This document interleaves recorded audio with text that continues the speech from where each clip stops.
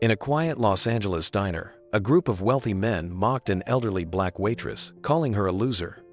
But before their laughter could spread, Keanu Reeves stood up. What he did next not only silenced the entire room, but sparked a chain reaction the world never saw coming. Before we continue this incredible story, let us know where you're watching from. If you enjoy stories like this, subscribe to the channel, because tomorrow we have another inspiring story you won't want to miss. The neon sign outside flickered faintly, buzzing against the silence of a Los Angeles night. The streets were nearly empty, save for the occasional car rolling by, headlights sweeping across cracked sidewalks and shuttered storefronts. Inside the diner, the air was warm, filled with the faint aroma of coffee, fried eggs, and toast. The place had seen better days, its leather booths worn thin, and its chrome counters dulled from years of hands resting and plates being pushed across. But to the few who came at this hour, it was a refuge, a pocket of quiet in a restless city. Behind the counter moved Clara Johnson.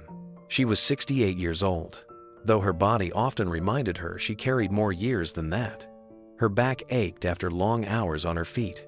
Her knees complained with every step, yet she kept going. The lines on her face told a story of decades spent working, raising children, and surviving losses that might have broken someone with less resolve. Still, there was something in the way she carried herself. Even as she wiped down the counter with hands roughened by years of scrubbing and serving, her movements held a gentle patience.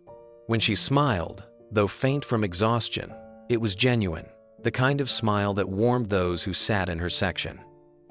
Clara had been working this diner's night shift for over 30 years. She knew the regulars by name, their favorite meals, and the quiet comfort they sought when they came in after long days. Tonight, only a handful of customers sat scattered through the booths.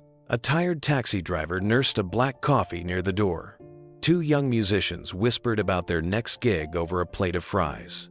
At the far end, a weary mother with a child asleep in her lap stirred a bowl of soup she couldn't afford to waste. Each patron kept to themselves, bound by the unspoken rules of late-night diners: quiet, respect, and a sense of shared solitude. The door jingled softly, and a man stepped inside. He wasn't announced by noise or drama, just by the quiet weight of his presence. Keanu Reeves slipped into the diner, dressed simply in a plain black jacket and worn jeans. His hair fell a little past his shoulders, loose, unstyled, catching the dim light above. To most, he appeared just another late-night visitor in search of coffee and quiet, and that was how he preferred it. He slid into a booth by the window, sitting alone, eyes tracing the raindrops that had begun tapping against the glass. Clara noticed him, of course. She had served thousands of people in this diner, but every once in a while, someone stood out. She didn't betray recognition on her face, though she knew who he was. It wasn't his fame she noticed first. It was the gentleness in the way he nodded at her as she approached, the quiet kindness in his voice when he ordered nothing more than coffee. She smiled, poured his cup, and left him to his thoughts. Keanu wrapped his hands around the mug, savoring the warmth. Nights like these gave him space to think, to breathe away from cameras, lights, and endless demands. He had always preferred the company of quiet places over crowded rooms, and this diner had the exact stillness he sought. Outside, the city buzzed unseen, but here, for now, time seemed slower, more forgiving. The peaceful rhythm of the night held steady until the door swung open again. This time, the sound broke the calm.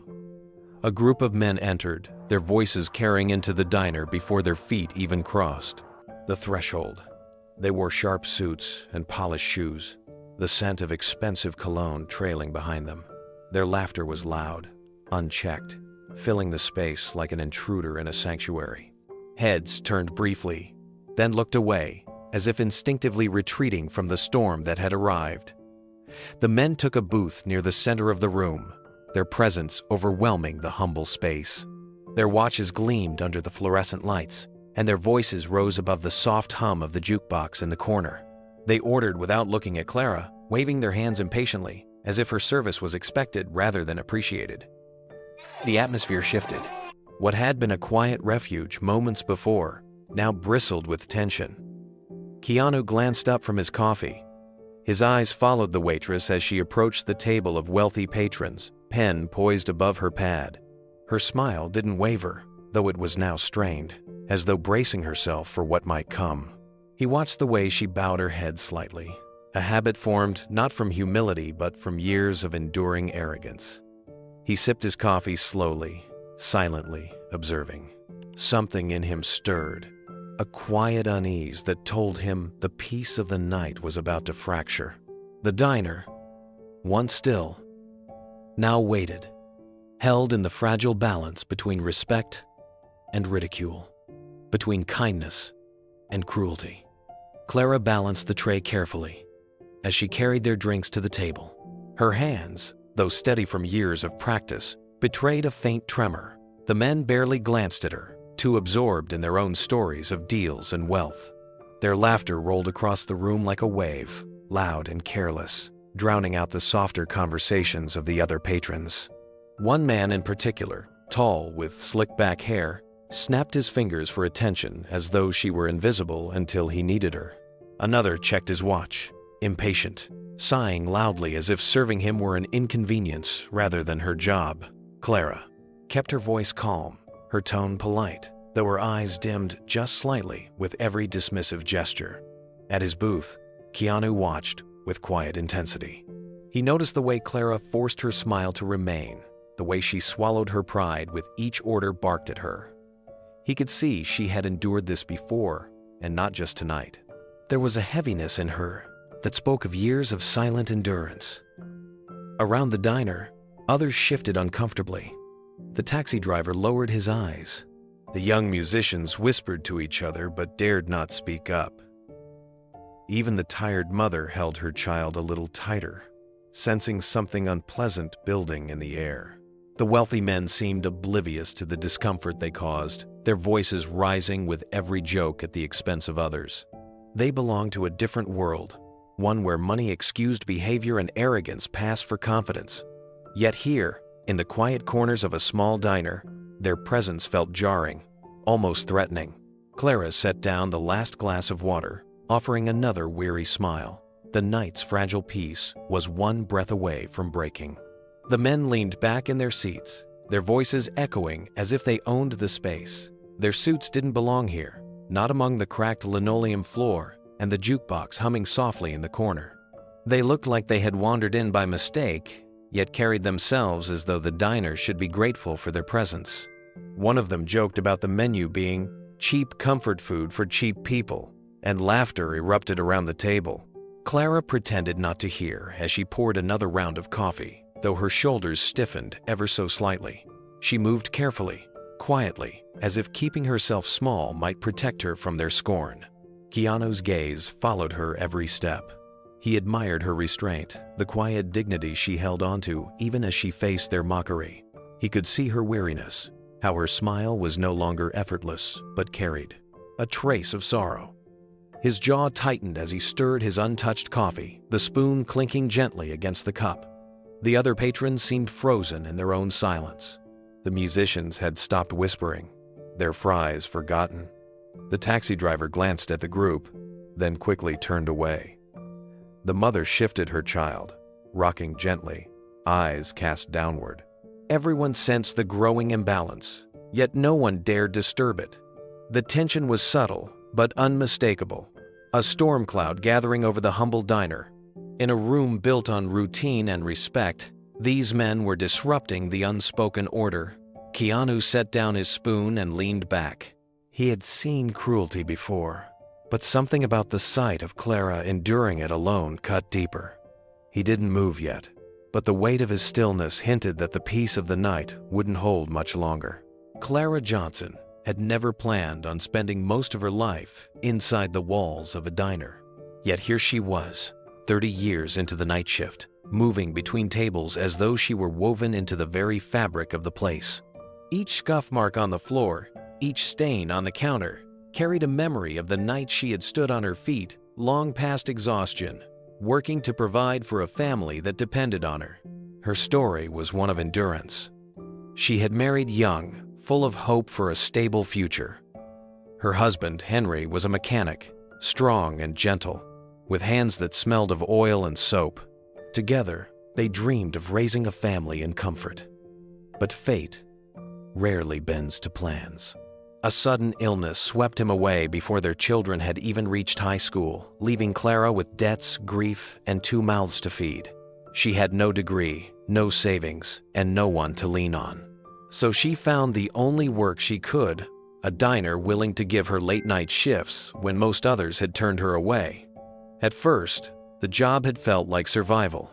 The endless hours, the aching feet, the sting of customers who saw her as invisible, it was crushing. Yet slowly, Clara discovered her strength. Each night she returned, each plate she carried, was a testament to her refusal to give up.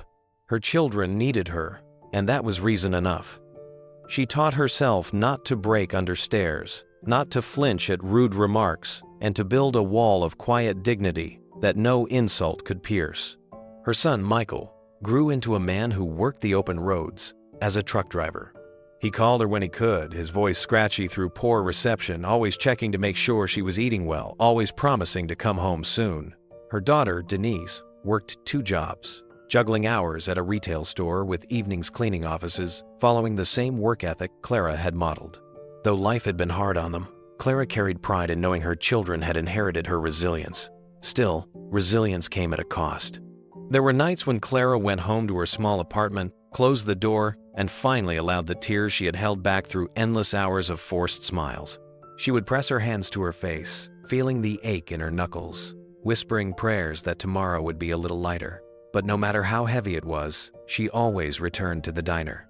People depended on her presence, her steady hands, and her warm spirit. Keanu watched her as she moved from table to table that night. There was nothing rushed or careless in her service. She refilled cups before they were empty, folded napkins neatly, and spoke gently even to those who barely acknowledged her. To most, she might have seemed ordinary, a tired old waitress in a forgotten corner of the city. But to him, her quiet persistence shone like something extraordinary. Clara had grown used to the way some people looked at her. To them, she wasn't Clara Johnson, mother, grandmother, and survivor. She was just the waitress. Just the one to refill the coffee, wipe the tables, and carry their plates. Over the years, she had been called forgetful, clumsy, too slow, too old. People rarely considered the weight she carried home after every shift. They never imagined the long nights she spent calculating how to pay bills, or how her feet swelled so badly she sometimes slept in her shoes. She had mastered the art of swallowing pride without letting bitterness take root. When customers rolled their eyes or snapped their fingers, she chose not to lash back. Instead, she steadied her voice and continued on, telling herself that their cruelty said more about them than it did about her. In a way, she pitied those who thought dignity could be measured by the clothes someone wore or the job they worked. She knew better. She knew dignity lived in how one carried themselves when the world tried to grind them down. Her small acts of kindness became her armor. She never let a cup sit empty if she could help it. She remembered birthdays of regulars, slipping them a slice of pie with a candle even if they couldn't pay. When the weary mother at the counter struggled to settle her child, Clara brought over a bowl of soup and said, "Don't worry about it tonight." She had learned that kindness cost little but could mean everything. Keanu, sitting quietly in his booth, noticed these details. He watched her bend slightly as she spoke to the child, her voice soft, her patience endless. He saw how she steadied a trembling hand as she poured coffee for the taxi driver, hiding her own fatigue. To anyone else, she was background. To him, she was the heartbeat of the diner, holding it together with grace. The wealthy men in the center of the room did not notice. To them, Clara was invisible until they wanted more. But Keanu's eyes followed her with growing respect. He knew the weight of being overlooked, of being dismissed because you didn't fit someone's shallow definition of worth.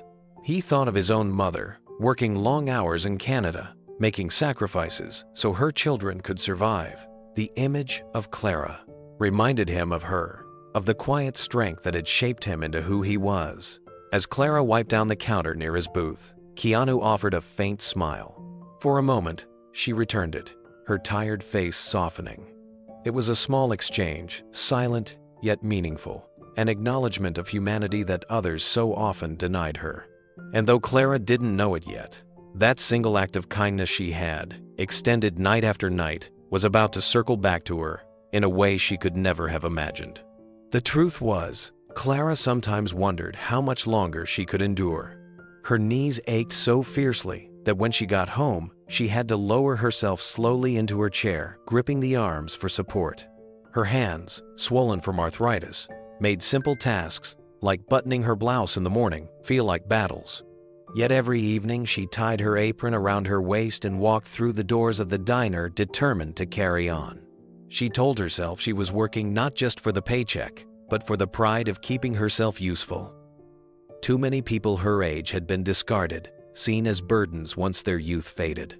Clara refused to be discarded. She refused to let anyone reduce her to nothing.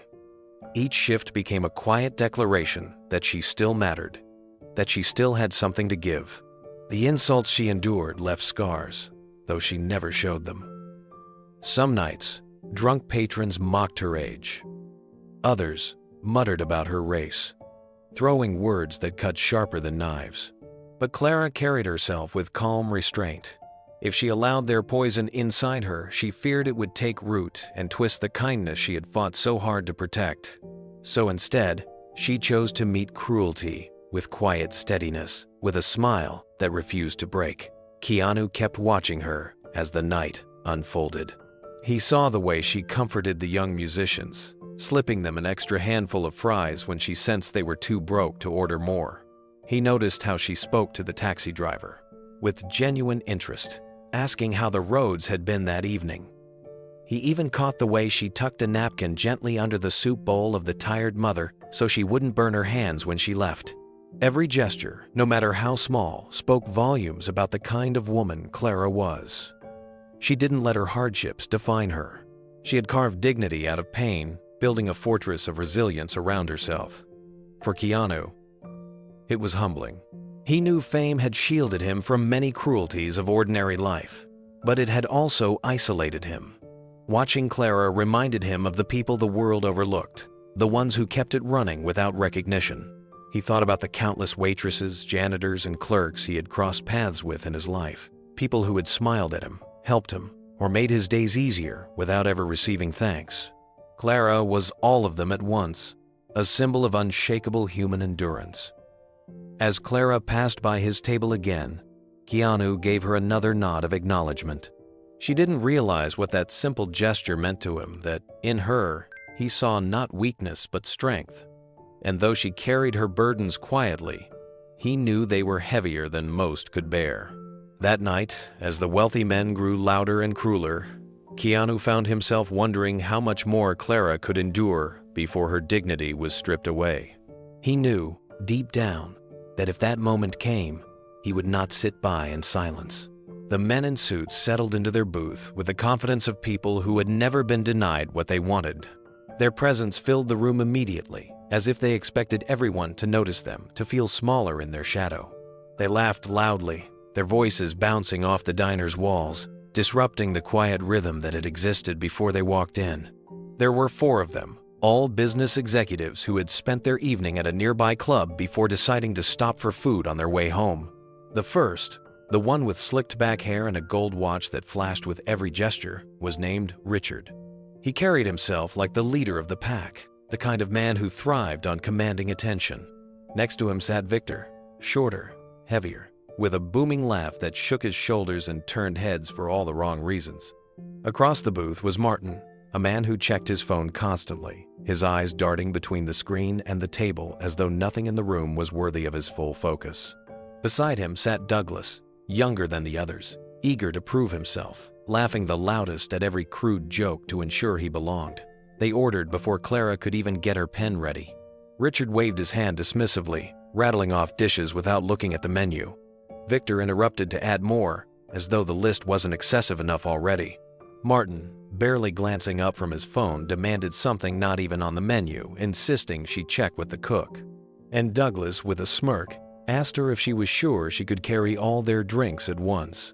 Clara's smile held steady, though her eyes revealed the strain of keeping it there.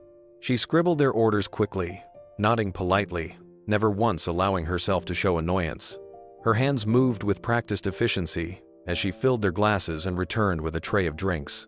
She set them down one by one, her balance steady despite Douglas's mocking glance.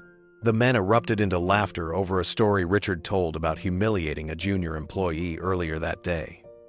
"The kid nearly cried in front of everyone," Richard said proudly, as though cruelty was a badge of honor. Victor slapped the table, roaring with approval, while Douglas leaned back with a smug grin.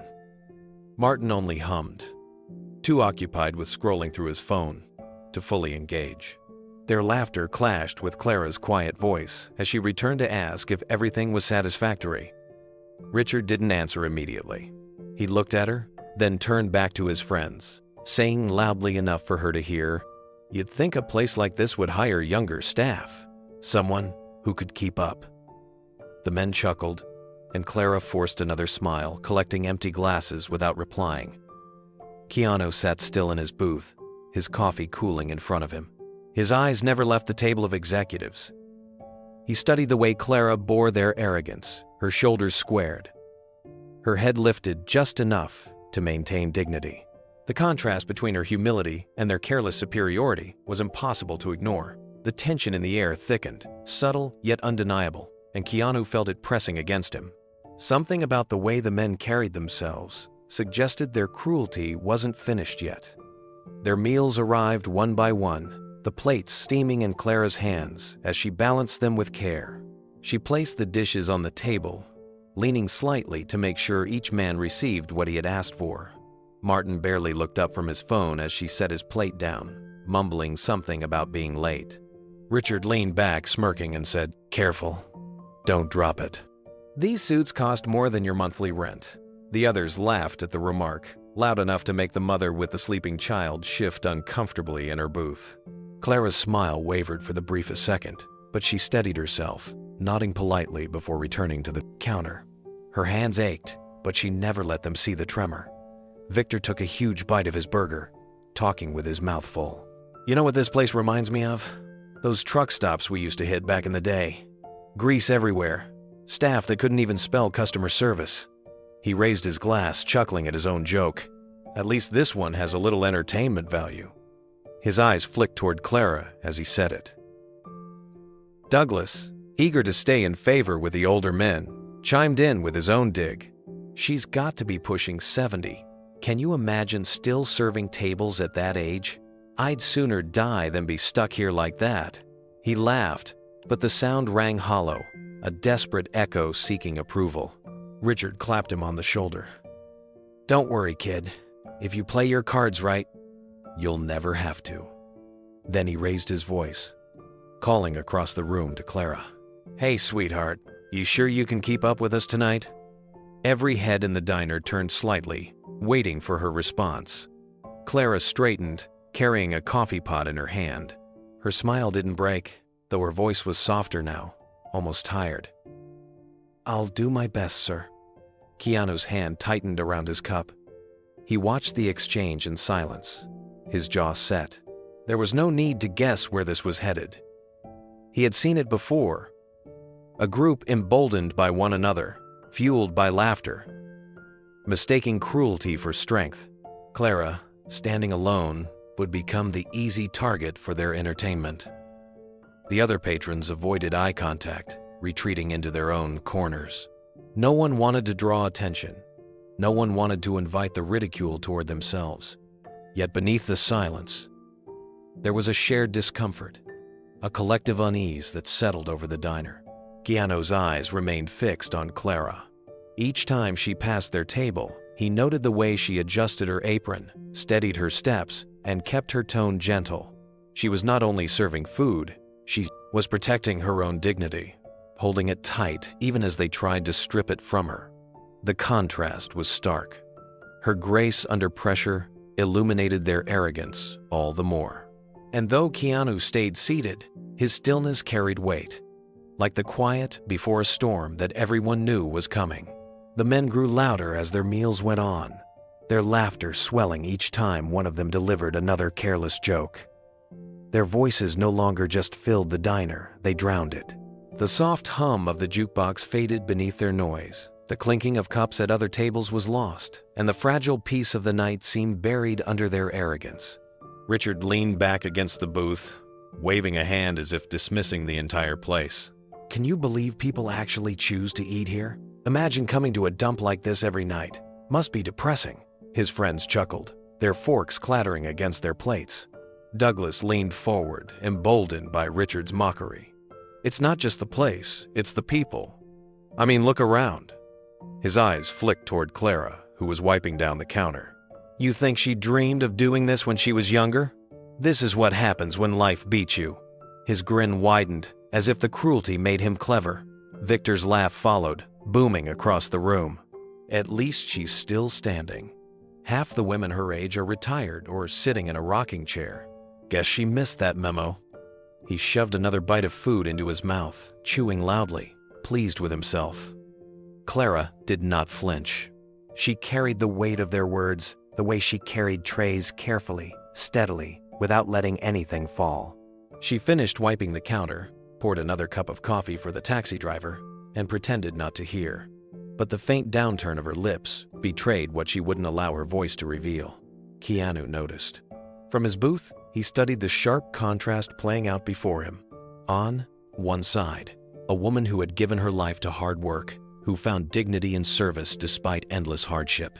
On the other, 4 men who measured their worth in watches and bank accounts, laughing at someone who embodied more strength than any of them would ever carry. Martin finally set his phone down, joining in. He leaned forward, speaking low but loud enough to carry across the space. The sad part is, people like her don't even realize they're stuck. They just keep going like machines. No goals, no future, just waiting tables until they drop. The group erupted into laughter again, the sound grating against the walls. For the first time, Clara hesitated. She stopped mid-step, her hand tightening around the handle of the coffee pot. She forced herself to keep walking, but the air in the diner had shifted. Keanu's gaze narrowed. He didn't speak, but inside, he felt the familiar stir of anger rising. It wasn't loud or explosive. It was steady, quiet, a fire that burned low but unyielding. He had always believed in treating people with dignity, and watching Clara endure insult after insult was testing the limits of his silence. The taxi driver shifted in his seat, uncomfortable. The young musicians looked at one another, their fries untouched. The mother kissed her child's forehead, holding him a little closer. Everyone in the diner felt the ugliness taking root. The wealthy men laughed again, unaware that their performance was building to something they wouldn't expect. They were too wrapped up in their arrogance to notice the man in the corner booth, silent but watching, his patience thinning with every cruel word. The storm had not broken yet, but it was clear to anyone paying attention it was only a matter of time. The night's tension reached its breaking point in the smallest of moments. Clara approached the wealthy men's table with her pot of coffee, her steps careful, her arms steady despite the dull ache that never truly left her. Joints. She leaned forward to pour a refill into Richard's cup. The pot tilted smoothly, the stream flowing neatly into the porcelain, but as she moved to Victor's cup, her tired wrist faltered. Just a few drops slipped over the rim, dark beads splattering onto the edge of his saucer. It wasn't much, barely a spill at all. Clara quickly dabbed the drops with a napkin, murmuring, "I'm so sorry about that." To anyone else, it would have been a human mistake, hardly worth mentioning, but to these men, it was an opening. Victor pulled his cup back with exaggerated disgust, making a show of wiping the edge with his sleeve. "Well, would you look at that?" he said loudly, grinning at the others. "Guess she can't even pour coffee right." The table burst into laughter. Richard leaned forward, his elbows on the table, eyes narrowing on Clara as though she were a curiosity to examine. "Careful now. At your age, maybe you shouldn't be carrying hot drinks around. Somebody might get hurt." Douglas, eager to prove his wit, chimed in. "I mean, really, what kind of loser works here at 70? Shouldn't you be knitting or something?" His words cut sharp, his smirk widening as the others howled with laughter. Clara's cheeks flushed, the heat rising from her collar to her temples. She forced a small laugh, the kind that tried to dismiss the moment, tried to make it seem like nothing. "Accidents happen," she said softly, her voice steady despite the sting. She reached for the pot, ready to move away before their cruelty deepened. But the laughter didn't stop. Richard slapped the table with his palm, shaking his head, as if the whole situation were absurd. Can you imagine? Decades of practice, and she still can't manage coffee. Victor leaned back, chuckling so loudly the sound rattled the windows. Martin smirked behind his phone, recording part of the scene like a teenager capturing a joke to share later. Around the diner, silence fell, heavier than before. The taxi driver lowered his eyes to his cup. The young musicians shifted uncomfortably, their fries untouched. The mother with the sleeping child tucked a blanket tighter around her son, shielding him from the ugliness spilling through the air. No one spoke, no one moved. At his booth, Keanu felt something harden in his chest. His hand gripped the handle of his coffee mug, knuckles whitening. He remembered what it felt like to be mocked, to have people laugh at him for being quiet, for being different, for not fitting into their mold. The memory was sharp, old, but unforgotten. And now he was watching it play out again. Only this time the target was not him, but a woman who had carried more strength in her lifetime than any of the men mocking her. Keanu's jaw tightened. He didn't speak yet, but his silence was no longer passive. It was charged, waiting, bracing itself against the cruelty unfolding before him. Clara steadied the pot in her hand, determined not to let them see her shaken. She poured the last cup at the table, careful this time, her wrist firm despite the sting of arthritis. She set the pot down gently, her smile faint but intact. Years of practice had taught her how to swallow humiliation without breaking, but even so, her heart beat unevenly in her chest. Richard smirked, tilting his head as he studied her like an insect beneath glass. "Tell me, how long have you been working here? 30 years? 40? Doesn't it ever get old serving food to strangers?" His tone was mocking, but beneath it was a deliberate cruelty, a need to remind her of her place. Victor leaned forward, chuckling. "She probably doesn't even remember when she started. She's been here so long the walls must feel like family." Douglas laughed at his own joke before adding, "At least family wouldn't make you clean up their plates." The laughter came again, sharp and jarring, echoing against the quiet walls of the diner. Clara forced her lips into a smile, though her eyes betrayed a flicker of sadness. She straightened her apron, smoothing it with trembling hands, and replied softly, "Work is work. It keeps me going." Her words were meant to close the conversation, to move past it, but they only fed the men's amusement. "Work is work," Victor repeated, mimicking her voice in a cruel falsetto. He raised his glass toward the others. "A toast to our hard-working waitress. May she never spill again." The men clinked their glasses together, grinning as if they'd won something. The other patrons sat frozen. The young musicians shifted in their booth, one whispering to the other, "Why doesn't someone say something?" But neither of them moved. The taxi driver stared down into his coffee. His shoulders hunched as though hoping invisibility might shield him. The mother rubbed her child's back, whispering softly to him though he was fast asleep, as if to protect him from the ugliness infecting the air. Keanu's eyes remained locked on Clara. He noticed the way her smile faltered when she turned away, the way her shoulders sagged for just a moment before she forced them upright again. He could feel the tension inside himself coil tighter, the quiet anger pressing against his ribs. He thought back to schoolyards where he had been mocked for his silence, to early years in Hollywood when directors had dismissed him as too wooden, when laughter had followed him like a shadow. He had endured it by retreating inward, but here, retreat wasn't enough. His hand tapped once against the table, steady, deliberate.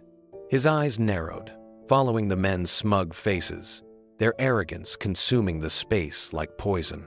Clara walked away from their booth, her steps a little slower now, her face turned from the room so no one would see the sting in her expression. Keanu exhaled slowly, steadying himself. He knew the moment of silence could not last. Something inside him had already decided he would not let this cruelty continue unchecked. Richard leaned back in his seat, satisfied with himself. He twirled the gold watch on his wrist, its polished face catching the diner's dull light. "You know," he said loudly, making sure everyone could hear. "This is what separates winners from losers. Some people move up, some people stay stuck, right here forever." His friends burst into laughter again, their arrogance swelling with every word. Douglas leaned toward Victor and whispered something that made them both laugh harder. Martin, who had barely looked up from his phone all night, snapped a quick picture of Clara as she walked away, muttering, "My buddies are gonna love this." His smirk carried the cruelty of someone who treated another person's pain like cheap entertainment. Clara kept moving, her hands busy with plates, her voice steady as she checked in on the other patrons. She poured a refill for the taxi driver, brought extra napkins for the mother with her child, and set down another basket of fries for the musicians without being asked.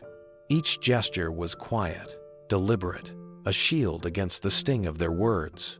She had learned long ago that kindness could keep her from shattering, even when she was being mocked. But tonight, their cruelty cut deeper than most.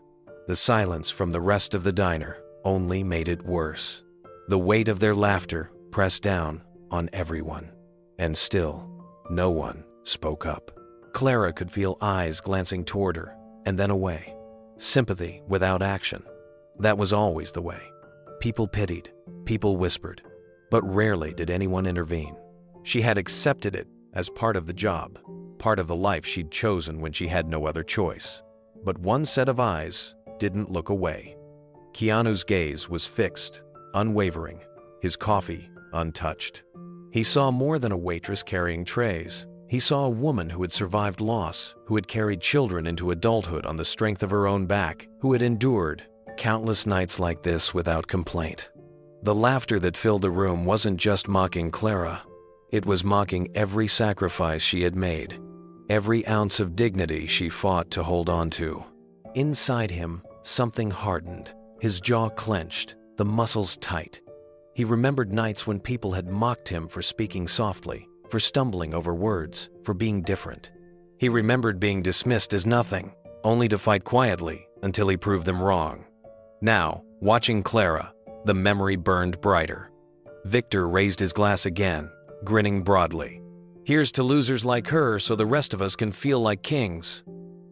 The men erupted into fresh laughter, their cruelty echoing in the small space. That was the moment Keanu's patience cracked. He didn't move yet, but the decision had been made inside him. His silence was no longer just observation. It was resolve forming, a choice taking shape. Clara had carried enough burdens alone. The mockery had begun. But before the night was over, it would end in a way none of those men could have imagined. Keanu sat perfectly still in his booth, his hands resting on the table, his coffee cooling untouched. Around him, the echoes of laughter from the wealthy men bounced off the walls, harsh and unrelenting. Each mocking word dug deeper into the silence of the diner, filling it with a cruelty that felt suffocating. He had seen enough, but still, he hesitated.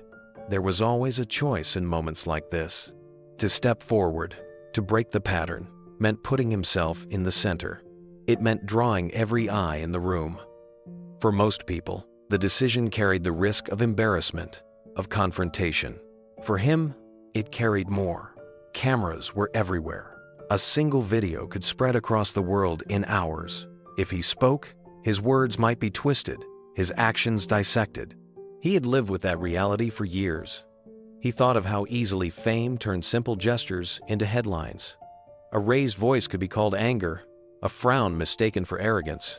He had spent a lifetime avoiding scenes like this, preferring to fade into the background rather than fuel gossip columns. But as he looked across the diner, watching Clara carry her burdens with quiet dignity while cruel laughter snapped at her heels, he knew his silence was becoming its own form of complicity. His jaw tightened, his chest heavy with the weight of inaction. He remembered his mother, working late hours to keep food on the table, enduring disrespect with a strength that had shaped him. He remembered being the quiet boy mocked for not speaking loudly enough, laughed at for being different. The sting of ridicule never truly left. And here he was watching someone else endure it alone, her dignity chipped away by men who had never known struggle. He pressed his palm flat against the table, steadying himself. The room seemed smaller now, The laughter louder, each second stretching longer than it should. His mind whispered that cameras might be on him, that someone's phone could be recording. But another, voice calmer, deeper, rose above the noise inside him. It reminded him of something he had always believed. Dignity mattered more than reputation. Kindness more than comfort. Clara walked past his booth then, her eyes downcast, her steps heavier than before. She did not stop, but the faint tremble in her hand as she carried a tray told him enough. That was the moment something inside him tipped. The hesitation melted away, replaced by certainty. Keanu's chair scraped against the tiled floor as he rose slowly to his feet. The sound cut through the laughter at the wealthy men's table. It wasn't loud, but it was sharp enough to shift attention. Heads turned. Conversations halted. Even the jukebox's soft hum seemed to fade beneath the sudden hush. He stood tall, calm, his presence filling the space in a way no arrogance ever could. His eyes fixed on the group at the center of the diner, his face composed, his steps measured as he began to move toward them. The silence that followed was heavy, anticipatory, as though the entire diner was holding its breath. Every step Keanu took toward the men's booth seemed to stretch the air tighter. The clatter of silverware stopped. The young musicians leaned forward, whispering but quickly falling silent. Even the taxi driver straightened in his seat, his hands tightening around his cup as though sensing something rare was about to unfold. Clara turned at the sound of the chair sliding, her eyes widening as she realized who it was. She froze in place, tray balanced against her hip, unsure of what he was about to do. For decades she had fought her battles in silence, without anyone stepping forward to shield her.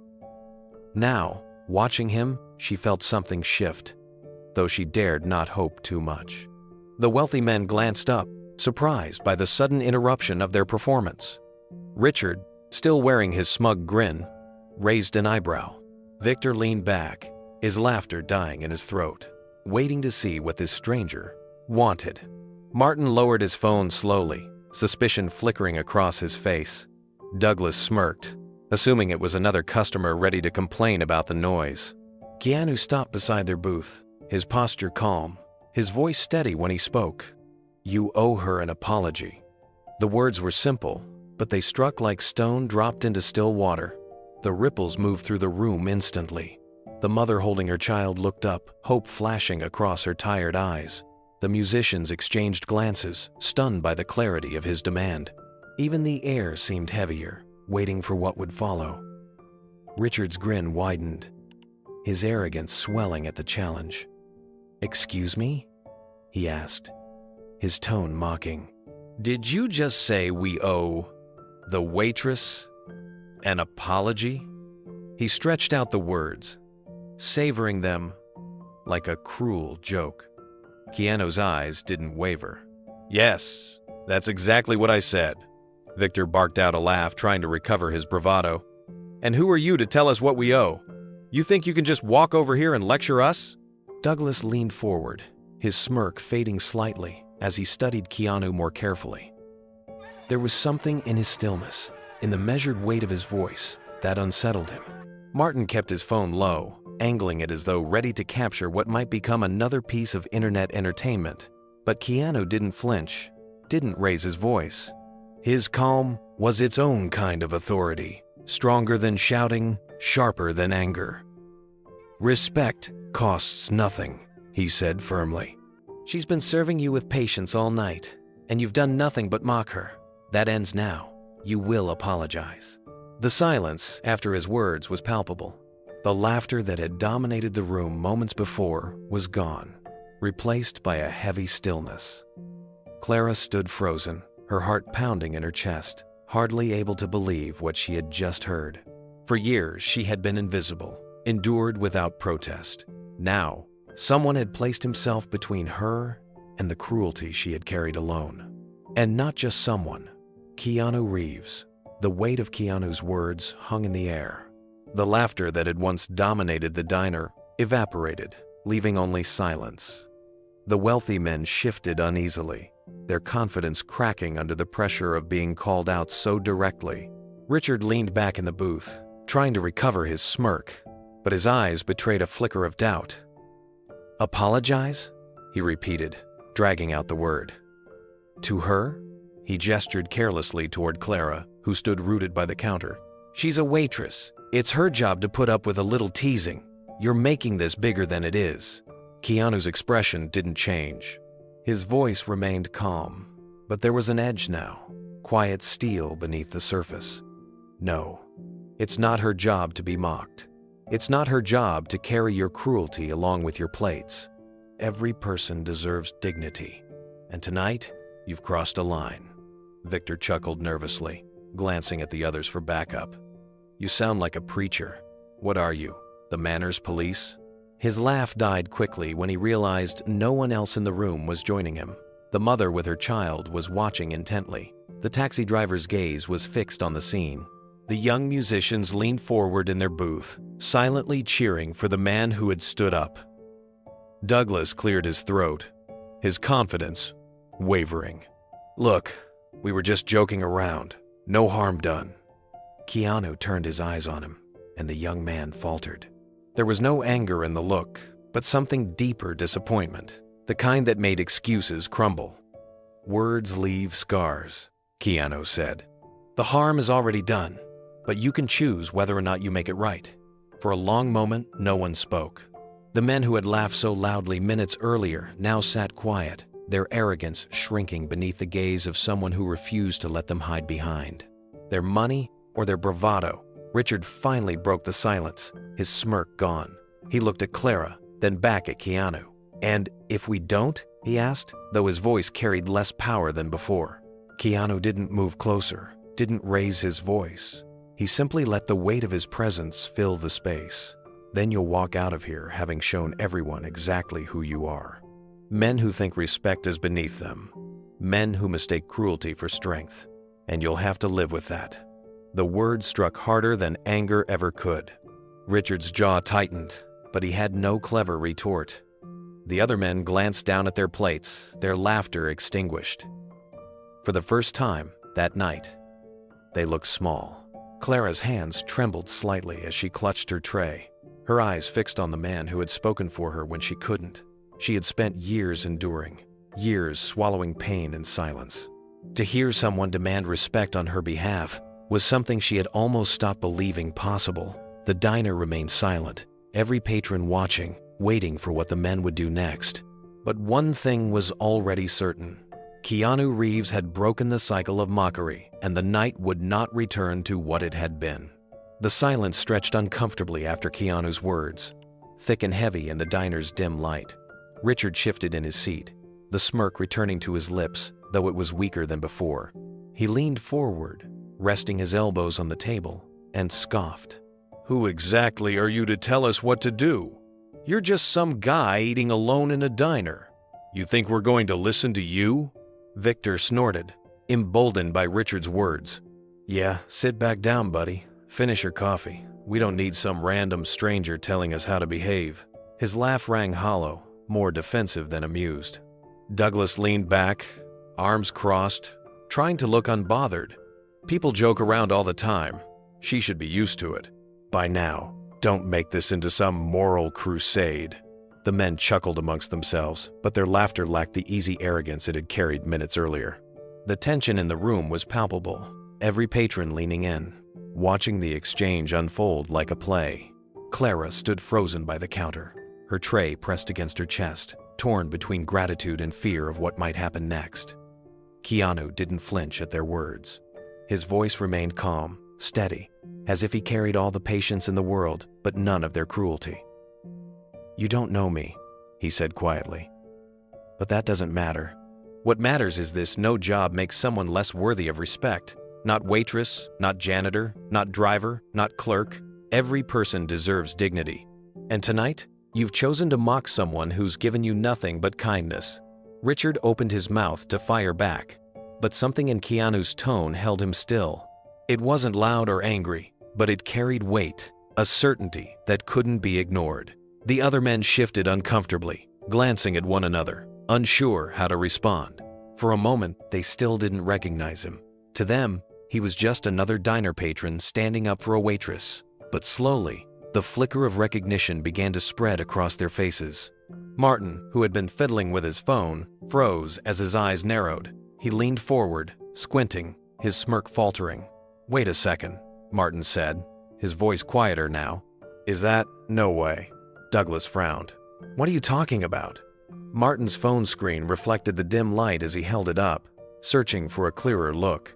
Then his eyes widened slightly, his bravado slipping. "That's Keanu Reeves." The words dropped like a stone into the room. Richard blinked, his smug expression cracking. Victor's laugh stuttered and died. Douglas shifted uncomfortably in his seat, his arms uncrossing as he stared at the man standing calmly before them. For the first time, the balance of power shifted. Recognition spread across their faces, the realization that the man they had dismissed so easily was someone the entire world admired for his humility and quiet strength. Keanu didn't move, didn't gloat. He simply stood steady, his eyes calm, his voice even. "Names don't matter, respect does, and you owe her an apology." The diner was utterly silent, waiting for what would happen next. The shift in the air was undeniable. Moments earlier, the men had laughed freely, their arrogance unchecked. Now their faces betrayed unease, caught between disbelief and embarrassment. The recognition of who stood before them lingered heavily, like a weight pressing down on their bravado. Victor forced a laugh, though it came out uneven. "Come on, Martin, you're seeing things. That can't be him. Why would Keanu Reeves be in a place like this?" His words were more a plea than a joke, as though he wanted to convince himself the truth wasn't staring him in the face. But Martin didn't budge. His eyes stayed locked on Keanu, his voice sharper now. "No, it's him. Look at him. I've seen enough movies to know. That's John Wick standing right here telling you to apologize." Douglas swallowed hard, glancing between Richard and Keanu. His smirk had vanished completely, replaced by the nervous energy of someone caught in a trap they hadn't expected. "Even if it is him," he muttered, "so what? Doesn't mean he gets to tell us how to talk." His words lacked conviction, his tone shrinking with each syllable. Richard tried to steady the group, leaning forward with a half-smile that no longer reached his eyes. "Listen, Keanu, or whoever you are, this is just a misunderstanding. We were having fun, maybe it came off wrong. Don't blow this out of proportion." His voice was calm, but his fingers tapped nervously against the table, betraying his discomfort. Keanu didn't waver. His eyes swept across the table, meeting each man's gaze, one by one. His voice carried no anger, only quiet authority. Fun isn't built on tearing someone down. A joke that humiliates isn't a joke. It's cruelty. And if you can't see the difference, then maybe that says more about you than it does about her.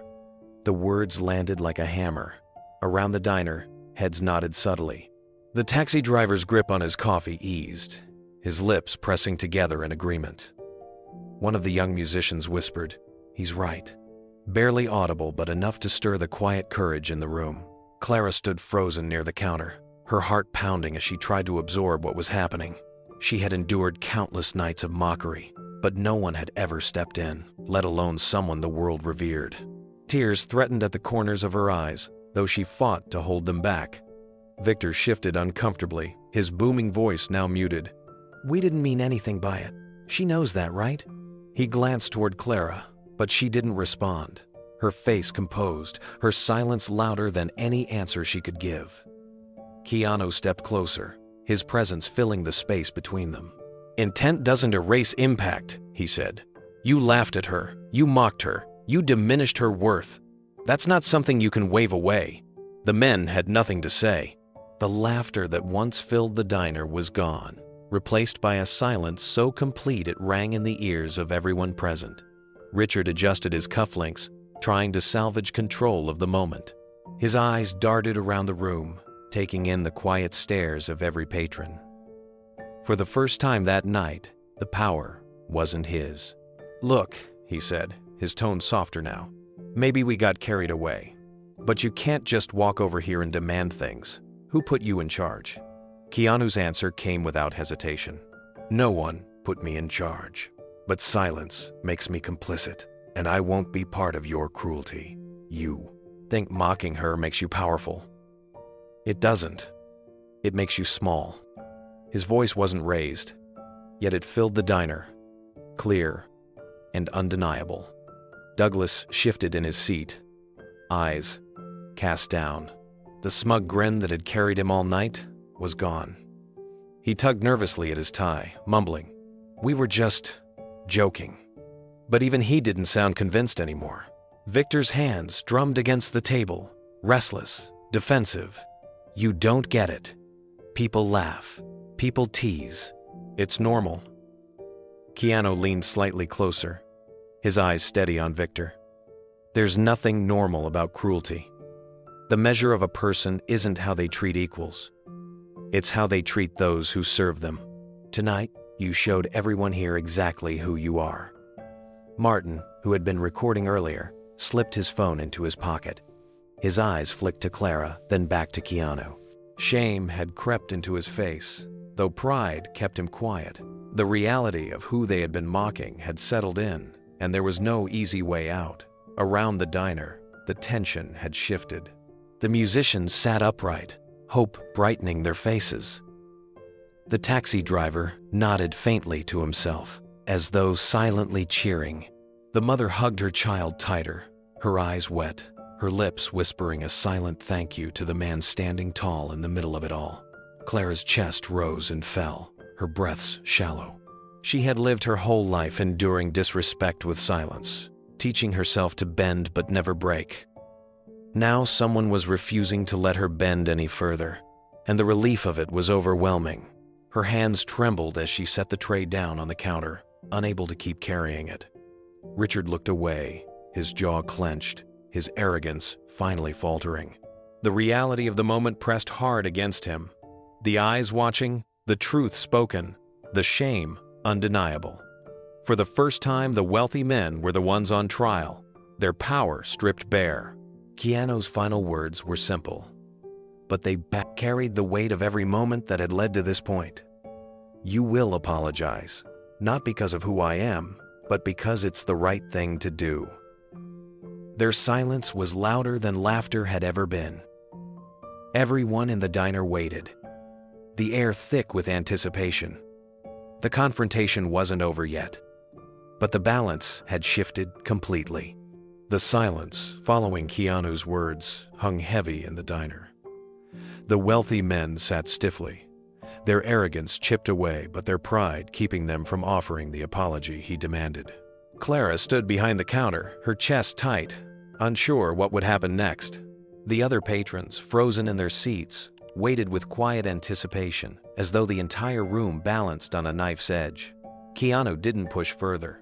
He didn't raise his voice or lean closer to intimidate them. Instead, he turned away. The sound of his boots against the linoleum echoed as he walked past their booth and toward the front of the diner. Confusion rippled across the room. Richard frowned, his brow furrowing. Victor exchanged a puzzled glance with Douglas. Martin whispered, "What's he doing?" Clara's eyes followed him, her hands pressed lightly against the counter as if to steady herself. She assumed he was leaving, walking out into the night to escape the ugliness he had witnessed. A pang of disappointment struck her chest, though she didn't blame him. After all, who would willingly shoulder someone else's battles? But Keanu didn't head for the door. He stopped at the cashier's counter instead. The young man behind the register blinked in surprise as Keanu reached into his jacket and pulled out his wallet. His voice, low but clear, carried across the still room. "I'd like to pay the bill. All of it. Every table tonight." The cashier hesitated, stunned. "Sir, you mean everything?" Keanu nodded once, steady, leaving no room for doubt. "Yes, every meal, every drink, even theirs." He glanced back toward the wealthy men's booth, his expression calm, unyielding. "Tonight, no one pays but me." Gasps rippled through the diner. The young musicians sat upright, their eyes wide. The taxi driver shook his head in disbelief. The mother with her child clutched the boy tighter, her lips parting in awe. Clara's breath caught in her throat, her vision blurring with sudden tears she couldn't blink away. Richard straightened in his seat, his face twisting. What is this supposed to prove? His voice was louder now, brittle with defensiveness. Keanu turned back toward them, his hands resting lightly on the counter, his tone even. It proves nothing. It isn't about me. It's about her. He nodded toward Clara. She deserves more respect than money can buy. You've spent the night mocking her, treating her as if she's less than you. But tonight, she serves no one. Tonight, this meal is on me. But your apology is still owed to her. The words landed heavier than anything he had said before. It wasn't a demand rooted in pride. It was a declaration of truth, undeniable and unshakable. The diner seemed to hold its breath. Every eye turned toward Clara, whose hands now trembled against the counter, her cheeks wet with tears she could no longer hide. For years, she had been dismissed, overlooked, disrespected. And now, in one night, someone had lifted her higher than she had ever allowed herself to imagine. The cashier stared at the stack of bills Keanu slid across the counter, his hands hovering in disbelief. "Sir, this is more than enough," he said softly. "You don't have to." "I know," Keanu interrupted gently, his tone final, "but I want to." The words, though quiet, carried a resonance that filled the diner. No grand gesture, no flourish, only a simple act that spoke louder than the men's laughter ever could. Richard sat rigid, his jaw clenched. For years he had built his sense of power on money, on being the man who could buy and command anything. And now, in one graceful move, Keanu had outdone him without arrogance, without even needing to look down on him. It infuriated Richard, though he dared not show it too boldly. Victor's booming laugh had evaporated completely. He rubbed his hands together, his eyes darting between his untouched plate and the counter where Keanu stood. Douglas slouched in his seat, staring down, the bravado drained from his face. Martin shifted uncomfortably, his phone still in his pocket, realizing no video could spin this into a joke. The other patrons, however, were transformed. The young musicians whispered excitedly, their eyes bright with disbelief. "He paid for ours too?" one asked, stunned. The taxi driver shook his head slowly, a smile tugging at the corner of his lips for the first time that night. Even the mother, rocking her child gently, mouthed a silent thank you in Keanu's direction, though he didn't look for gratitude. Clara, though, couldn't move. Her hands gripped the counter, her shoulders trembling. She had endured decades of scraping by, every dollar stretched to its limit, every tip hard-earned. And here was a man not boasting, not drawing attention, quietly lifting the burden of an entire night, including the very men who had humiliated her. The tears slid freely down her cheeks now, and she didn't bother to hide them. Richard finally found his voice, though it was strained. "You think this changes anything? You think throwing money around makes you better than us?" His tone was sharp, defensive, but beneath it was a note of desperation. Keanu turned toward him, his gaze steady. "Money doesn't make anyone better. Respect does. And tonight, you showed none. I'm not here to prove I'm better than you. I'm here to remind you that she is not less than you." He gestured toward Clara, his voice unwavering. "She deserves every ounce of dignity you tried to strip away." The silence that followed was unlike any before. It wasn't just quiet, it was reverent, filled with awe. The diner no longer felt like a place where cruelty thrived. It felt transformed, as though every act of mockery had been replaced by something greater, something unshakable. Clara pressed a hand to her mouth, her tears spilling freely. For the first time in years, she felt seen not as a waitress, not as someone to overlook, but as a human being worthy of respect. And the weight of that recognition was almost too much to bear. The diner seemed suspended in time, every patron frozen, as Keanu stepped away from the counter. He walked back toward the center of the room, his pace calm, his expression composed. When he reached the wealthy men's booth, he paused, his eyes steady as he looked at each of them in turn. "You've had your fun," he said, his tone quiet but firm. "But understand this. Kindness is strength. Cruelty is weakness. Tonight, every plate on this table, every drink, every bite is already paid for. You won't owe a cent. But you do owe something far greater, your apology. His words struck deeper than any shout could have. The men shifted uneasily. Richard's lips pressed into a thin line, his usual confidence gone. Victor looked away, unable to meet his eyes. Douglas, who had laughed the loudest earlier, sat with his shoulders slumped, shame washing over his face. Even Martin, who had treated the moment as a spectacle, couldn't lift his phone again. The weight of Keanu's calm, demand silenced them all. At the counter, Clara's tears blurred her vision, but her heart swelled with something she hadn't felt in years: dignity. Someone had defended her, not because they had to, but because they believed she deserved better. That truth was more powerful than any tip left on a table. The young musicians began clapping softly, hesitant at first, then louder. Their applause echoed through the diner, breaking the stillness. The taxi driver joined in, nodding firmly. Even the mother, holding her sleeping child, tapped her hand against the table in quiet approval. The sound was gentle, but filled with meaning, as if the entire room had chosen to stand with Clara. Clara pressed her hands to her face, overwhelmed. When she lowered them, her cheeks glistened, her eyes shining. She whispered, almost to herself, "Thank you." Her voice trembled, but it carried enough weight that everyone heard it. Keanu gave a small nod, his voice soft but resolute. "You don't need to thank me. This is what you deserve, always." The wealthy men sat in silence. The power they had once wielded dissolved in the presence of a man who hadn't raised his voice, hadn't threatened, hadn't boasted. His strength was in his restraint, in his willingness to stand up with humility rather than anger. And that was something they couldn't match. For the first time all evening, the diner felt light again. The laughter of cruelty had been replaced with something pure, something healing.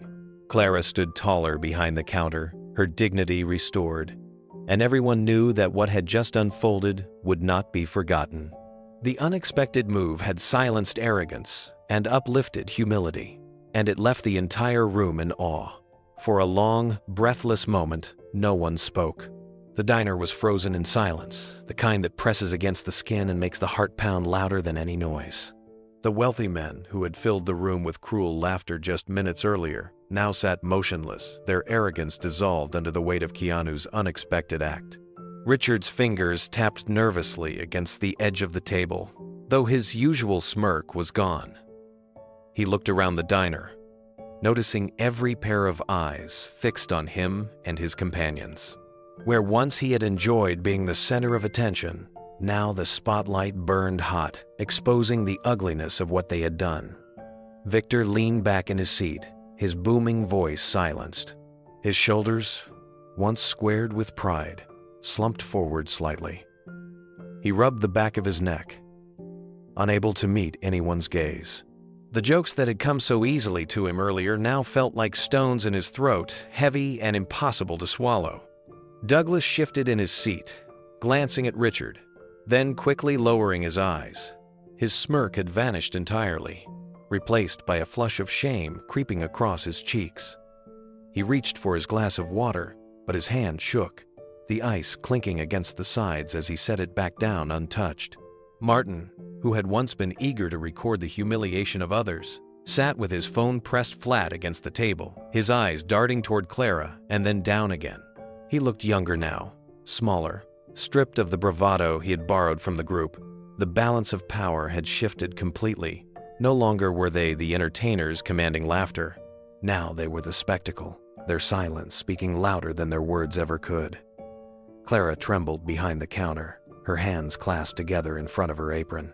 For decades, she had endured disrespect, brushed aside insults, and carried her pain silently home with her at the end of every shift. But tonight was different. Tonight, someone had stood up, not only silencing the cruelty, but also reminding her that her worth had never been tied to the job she worked or the age she carried.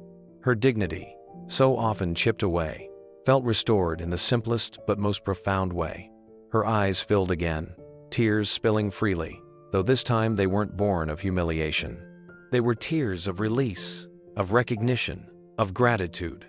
She pressed a trembling hand against her chest, overwhelmed by the weight of the moment. It began softly, almost hesitant. The young musicians, seated near the corner, clapped their hands together once, then again. Their applause was quiet at first, uncertain, but it carried through the silence. The sound spread, picking up strength as the taxi driver joined in, his broad palms striking firmly against each other. The mother at the far booth tapped one hand gently against the table, careful not to wake her child, her eyes shining with approval. The sound grew, filling the diner with a rhythm that replaced the cruel laughter with something purer, stronger.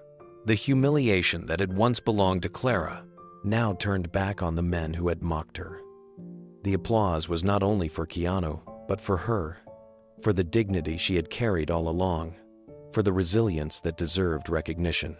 The wealthy men sat frozen, the clapping striking against them like a mirror reflecting their behavior back in its truest form. They had come in loud and brash, but now they were reduced to silence, their arrogance drowned out by the quiet strength of a room united. Richard's jaw clenched as the applause swelled. He had always believed money gave him control, but no wallet could shield him from the weight of shame pressing in now. The eyes of strangers bore down on him, stripping away the armor of arrogance he had worn so easily. Victor shifted in his seat, muttering something under his breath, but the words caught in his throat. He stared at the table, unable to look at Clara. For the first time that night, he recognized the cruelty of his laughter. It echoed in his mind now, sounding hollow, ugly, unworthy of the man he thought he was. Douglas swallowed hard. His face flushed. He tugged at the cuff of his sleeve, his voice small when he whispered, We should probably say something." His words, though barely audible, carried a ripple of unease through the group. Martin remained the quietest of all. His phone sat untouched. For someone who thrived on capturing moments of humiliation, he found himself unwilling to preserve this one. To record it would mean preserving his own shame, and that was something he couldn't bear. Clara stood straighter behind the counter, her trembling eased by the applause. Her tears had softened into something lighter now, almost a smile breaking through the storm of emotions on her face. For so long she had borne disrespect as if it were a natural part of her life. But here, in this unlikely place, surrounded by strangers, she felt lifted. The applause didn't just honor Keanu's stand. It honored her years of quiet strength. It declared, loudly what no one had ever spoken aloud before, that she was worthy of respect. The clapping grew steadier, echoing in the small diner like a verdict being delivered. The sound wasn't raucous or mocking. It was deliberate, unified, undeniable. It carried the weight of truth, and in that truth, the wealthy men found themselves powerless. Richard's lips pressed into a hard line as he finally lowered his gaze. He had always prided himself on being untouchable, yet here he sat, cornered not by force, but by conscience. His arrogance had melted into something he hadn't felt in years' shame. Victor muttered, "All right, enough," his voice low, almost pleading. He looked at Clara, his expression softening, though no words of apology left his mouth yet. Douglas shifted beside him, his leg bouncing nervously beneath the table. "We messed up," he whispered, more to himself than to anyone else. Martin, pale and unsettled, finally broke the silence among them. He cleared his throat and spoke, his voice uneven. "Miss, I'm sorry." The words hung in the air, fragile but real. They weren't enough, but they cracked the dam. Clara's breath caught as she heard it. Her tears returned, but this time she let them fall freely. Her hand pressed against her chest. For decades, no one had apologized. No one had dared admit wrong. And now, here it was, whispered in front of a room full of witnesses. The clapping swelled once more, this time warmer, carrying not just judgment, but solidarity. Clara's dignity, chipped at for so long, was restored in a single night. She stood taller, her trembling replaced with quiet strength. The humiliation no longer belonged to her. It had been turned back on those who had wielded it, leaving them stripped and silent. At the far corner of the diner, a young college student had been sitting quietly with her laptop open, finishing a late assignment while sipping on a half-empty cup of coffee. She had watched everything unfold, her heart racing as she witnessed the humiliation, then the defense, and finally, the applause. Her hands trembled slightly as she reached for her phone. She hesitated for a moment, torn between simply living in the moment and capturing it. But as Keanu's calm words filled the diner and Clara's tears turned into dignity restored, she felt a responsibility. People needed to see this. Not just for Keanu, but for Clara. For every service worker who had ever been dismissed or ridiculed. She raised her phone and pressed record. The camera captured it all. The wealthy men's stunned silence, Keanu's firm but gentle voice, Clara's trembling hands, and the applause rising around the room. It wasn't staged. It wasn't rehearsed. It was raw, real, undeniable. Later that night, when she returned to her small dorm room, she uploaded the clip to her social media accounts. She added only a simple caption: "Keanu Reeves stood up for a waitress tonight. This is what respect looks like." Within minutes, the video began to spread. At first, it gathered a handful of likes and retweets, then dozens, then hundreds. By the time the student woke the next morning, her phone buzzed endlessly with notifications. The video had exploded across Twitter, Instagram, and TikTok. Headlines appeared online within hours. Keanu Reeves defends waitress from rich bullies. Keanu pays for entire diner, demands respect for worker. News sites picked up the story. Their articles filled with screenshots from the video. Comment sections flooded with praise. People shared their own stories of kindness, their own moments of being overlooked, their gratitude that someone of Keanu's stature had stood up in such a human, unpretentious way. On TikTok, the video reached millions. Overnight, users added captions like, "Protect this man at all costs," and "Keanu Reeves proves once again why he's the most humble star." Edits circulated, pairing the footage with inspirational music, with words like respect, dignity, kindness, trending alongside his name. Instagram filled with posts celebrating Clara too. Screenshots of her teary smile behind the counter became a symbol of resilience. Strangers who had never met her wrote comments thanking her for her years of service, telling her she reminded them of their mothers, their grandmothers, their aunts who had carried similar burdens with quiet strength. The story transcended celebrity gossip. It wasn't about a famous actor caught in a spectacle. It was about a man reminding the world of something simple yet profound. News anchors began discussing it on morning shows. In a world where viral moments are often fueled by outrage, one anchor said, "This one is fueled by kindness." By the end of the day, hashtags were trending worldwide. Number, respect like Keanu. Number, stand up for workers. Number, dignity matters. Clara's life, once lived in quiet obscurity behind a counter, was suddenly part of a global conversation. And though she hadn't sought the attention, she would soon discover that her quiet strength had touched millions, carried across the world by a single moment of courage. By the following afternoon, the video had reached traditional media outlets. Major networks replayed the clip on a loop, narrating the story of a humble Hollywood star who had reminded the world of respect. Morning shows praised the moment as the kind of story we need right now. Talk shows debated the cultural impact, asking why it often takes someone famous to highlight the dignity of workers. But all agreed the act had struck a nerve with millions. One panelist on a popular news program remarked, "It wasn't just Keanu Reeves being a good man, it was Keanu refusing to stay silent." That's the part that resonates. How many of us have seen someone mocked and said nothing? He did what we wish we had the courage to do. Clips of Clara circulated alongside Keanu's. The internet began to embrace her story as much as his. People speculated about her life, her struggles, her years of quiet service. Posts poured in with messages like, "She reminds me of my grandmother, who worked 2 jobs well into her 70s," or "This woman represents every worker who's been overlooked and disrespected." In the diner itself, the college student who had filmed the moment returned the next evening. She showed Clara her phone, where thousands of comments flooded in words of gratitude, admiration, and love from strangers around the world. Clara, who had always lived in quiet anonymity, covered her mouth in disbelief. Her hands shook as she read the messages aloud, her eyes misting. For once, the world wasn't laughing at her, it was standing with her. Keanu, meanwhile, stayed out of the noise. He gave no interviews, made no official statements. When reporters asked him about it days later, he simply shook his head and said, "It wasn't about me. It was about her." His refusal to make the story about himself only amplified the admiration people already felt. Celebrities began to share the clip as well. Musicians, actors, and athletes reposted it, praising Keanu's humility and Clara's resilience. A famous talk show host tweeted, "Keanu Reeves reminded us all what real class looks like." Within hours, the post had millions of likes.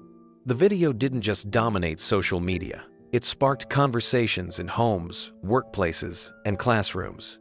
Teachers used it to discuss respect. Parents showed it to their children as an example of courage. Workers across industries shared it in group chats, telling one another, "This is for us." For Clara, the sudden attention was overwhelming, but it carried something she had never known: validation. After decades of body silence, she finally felt seen. And though she had never asked for recognition, it came to her nonetheless, carried by the applause of strangers and the act of a man who had refused to look away. In the days that followed, the clip became more than a viral video. It became a symbol. People shared it not for celebrity gossip, but for the reminder it carried. Respect is free, but too often forgotten. Clara's quiet tears, Keanu's calm defense, the applause of strangers all became a message the world embraced. News anchors called it a moment of humanity. Commenters wrote that it restored their faith. And for Clara, it was more than headlines. It was a lifetime of pain lifted, her dignity finally restored before millions who now knew her story. The video spread so quickly that within 2 days, local reporters began arriving at the small diner. They wanted to speak not just about Keanu Reeves' gesture, but about the woman at the center of it all. Clara Johnson, who had spent decades serving meals without recognition, suddenly found herself in the middle of a story that had captured the world's attention. At first, Clara resisted. She wasn't used to cameras or microphones, and the thought of her life being shared with strangers made her nervous. But her coworkers and even her manager encouraged her. "People want to hear your story," they told her. "They want to know the woman behind that video." So one evening, after her shift ended, Clara sat at one of the very booths she had spent years serving. A local journalist placed a recorder on the table and asked gently, "Clara, who are you? What's your story?" Her hands twisted in her lap at first, her voice soft. But as the questions came, her words grew steadier. She spoke about her childhood in Mississippi, about moving to Los Angeles with her husband Henry when they were young and full of dreams. She told them about the years Henry worked as a mechanic, the pride he took in fixing cars for, neighbors who couldn't always afford repairs. And she told them about the day he got sick, how the hospital bills mounted, and how she held his hand until his final breath. The journalists listened as she explained how, with 2 children still in school, she had taken the only job she could get: night shifts at the diner. "It wasn't glamorous," she said, her voice trembling, "but it was honest, and it kept food on the table." She admitted how hard it had been to raise her children while working long nights, catching only a few hours of sleep each day. She told them about missed birthdays, Christmas mornings where she left for work before sunrise, and nights when she walked home with blistered feet and only a few dollars in tips. But she also spoke of pride. "It might not look like much to others," she said, her chin lifting slightly, "but every plate I served, every cup of coffee I poured, it helped me raise my kids. My son drives trucks across the country now. My daughter works 2 jobs, same as I did. They're hard-working people, and I like to think I had a part in that." The reporters scribbled notes, their faces softening as they realized her story wasn't just about hardship. It was about perseverance. Clara had carried herself with dignity, even in the face of daily disrespect. She had been called names, dismissed as invisible, and laughed at by countless customers. Yet she never let the cruelty change her spirit. By the time the interview ended, the journalist looked at her with admiration. "Clara," he said gently, "you're not just a waitress. You're a symbol of strength." The words startled her, but as she walked home that night, she repeated them quietly to herself. For once, she wondered if they might be true. The local interview was only the beginning. Within days, national outlets reached out. Morning shows wanted her story. Online magazines asked for her perspective. Even global news stations requested interviews. For the first time in her life, Clara Johnson, who had spent years serving in the background, was being invited to sit at the table. She hesitated at first, not wanting to be seen as chasing attention. But her children urged her to speak. Her son told her over the phone, "Mama, you've worked too hard to stay invisible. Let people know what it took for you to get here." Her daughter added, "Your story is ours too. Tell it." So Clara agreed. She appeared on a local morning show, her hands folded nervously in her lap as the host introduced her as the woman at the heart of the viral diner story. Cameras zoomed in on her face, showing the lines carved by years of sacrifice, but also the quiet dignity in her eyes. When the host asked what she felt that night, Clara's voice wavered. "I felt small at first, like I always do when people laugh at me. But when he stood up, when Mr. Reeves told them I deserved respect, I felt like I mattered, and I'll never forget that." Her words struck chords across the country. Viewers wrote in with messages of support, calling her a hero in her own right. Donations began to pour into a fund set up for her by strangers who wanted to show gratitude. Letters arrived at the diner, handwritten notes from people across the world who said she reminded them of their mothers, their grandmothers, the people who had worked quietly to keep their families alive. Clara, overwhelmed, tried to answer as many as she could. She read letters late at night after her shifts, tears falling as she held envelopes addressed simply to Clara, the waitress with dignity. Each message was proof that her story resonated far beyond what she could have imagined. The media began to frame her not only as the woman Keanu Reeves had defended, but as a quiet hero herself. Articles celebrated her resilience, highlighting the sacrifices she had made for her children. One headline read, "Not just a waitress, Clara Johnson and the face of everyday strength." Another said, "The viral video gave her voice, but her story gives us hope." Clara never saw herself as a hero.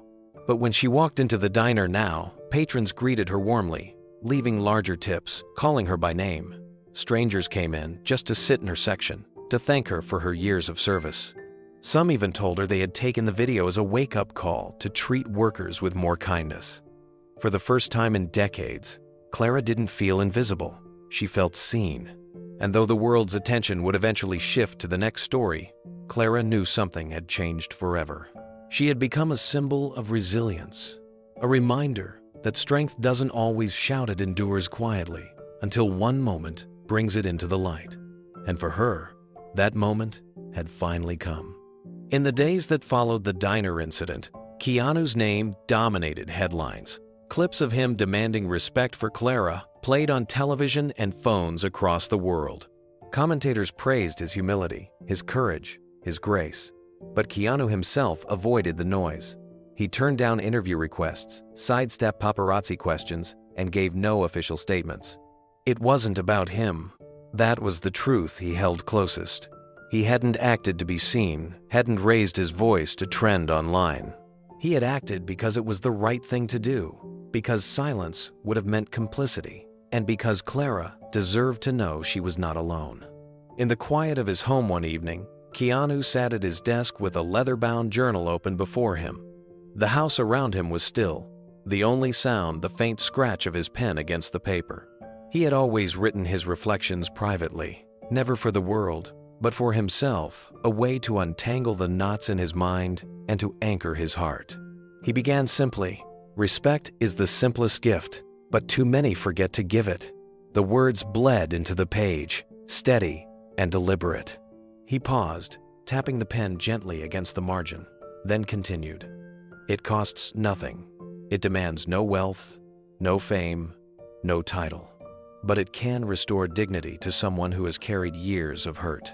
Tonight, I saw that truth in Clara's eyes. Keanu leaned back, closing his eyes for a moment. Clara's trembling hands, her tears, her smile when the applause lifted her, replayed in his mind. She reminded him of someone, his mother. He wrote again. I thought of Mom tonight, of all the times she worked late, juggling jobs, keeping us fed, even when people dismissed her. I remember the look she got, the way some treated her as less because she worked behind counters or cleaned floors. She deserved more, always. And maybe tonight was my way of honoring her too. The memory of his childhood returned vividly. His mother, Patricia, standing in worn shoes after a long shift, still finding the strength to smile at him. She had faced judgment, endured whispers, yet never complained. She had taught him that work, no matter how small in the eyes of others, had dignity. Keanu placed the pen down for a moment, his hands resting on the edges of the notebook. The world might have been celebrating him, but in his heart, the night belonged to Clara and to every person who had ever been mocked for simply trying to survive. He picked the pen back up. The camera saw me, but I saw her, and that's what matters. The words steadied him. He didn't need to explain himself to the world. His actions had spoken, but more importantly, they had reminded him of the values he held close. Kindness, respect, humility. These were the things that had guided him quietly through life, the things that mattered when the spotlight faded. Keanu kept writing, his words steady but unhurried. When I saw Clara mocked, I thought of how silence can wound as deeply as cruelty. I could have stayed quiet, finished my coffee and walked away.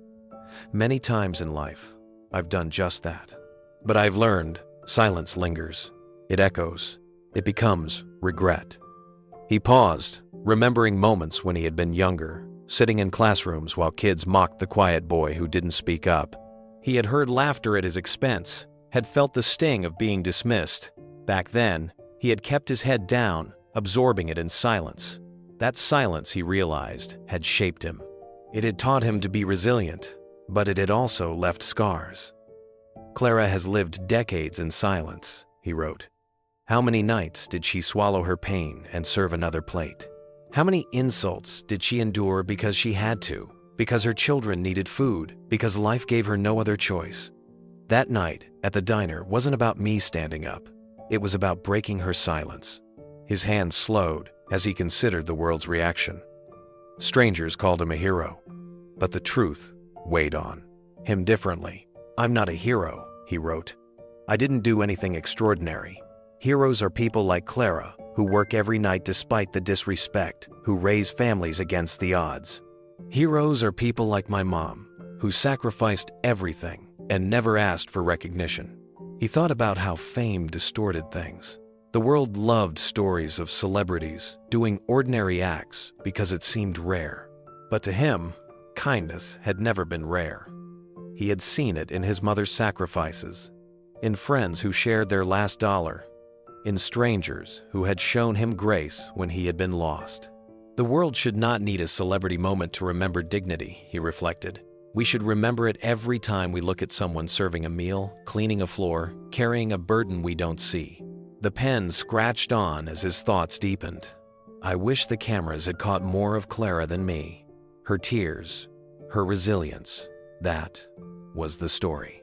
If people take anything from what happened, I hope it's this. Never confuse wealth with worth. Never mistake a uniform for invisibility. And never forget that the simplest kindness can carry someone through another day. Outside, the night was quiet, the city's noise muffled by distance. He could almost hear his mother's voice, soft and encouraging, reminding him that respect was never wasted. He finished with one last line. If I left anything behind that night, I hope it was a reminder. Respect is free, and it can change a life. He set the pen down, closed the journal, and exhaled. The world could keep its headlines. For him, the truth was written quietly, in ink that no one else would see. Keanu leaned back, staring at the closed journal. The world might remember the night for the video, but he would remember it for Clara, for her strength, her dignity, her quiet endurance. In his heart, he knew the moment wasn't about fame. It was about finally giving silence a voice. The days after Clara's interviews were unlike anything the small diner had ever seen. What had started as a single viral video began to ripple outward in ways no one could have predicted.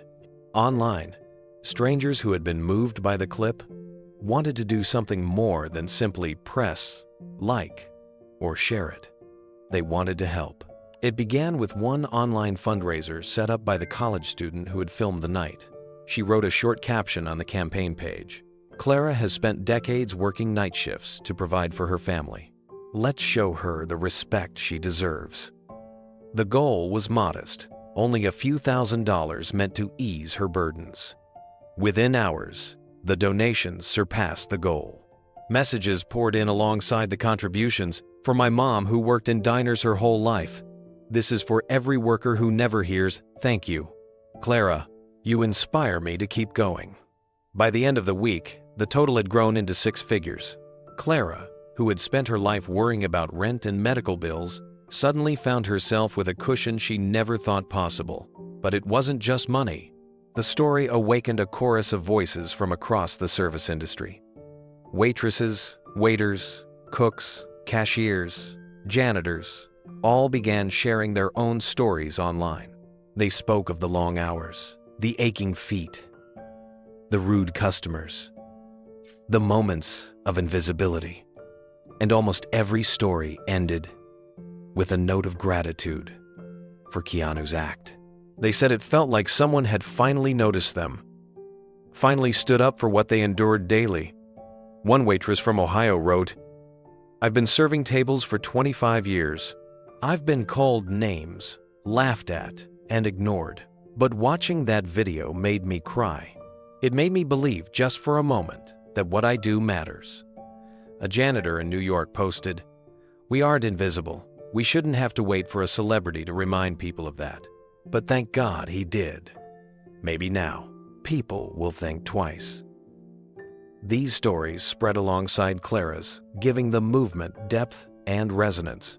It was no longer just about one night in a Los Angeles diner. It was about every worker who had ever been made to feel small. The diner itself became a destination. People traveled across town just to sit in one of the booths, to order coffee from Clara, to leave generous tips and kind words. Tourists stopped by with cameras, but most came simply to say, "Thank you." One customer left a $100 bill folded neatly under a coffee cup with a note that read, "For every night you thought no one noticed." The manager, overwhelmed by the attention, added a small sign by the entrance that read, "Respect lives here." It was a reminder to every patron who walked in that this place had become more than a diner.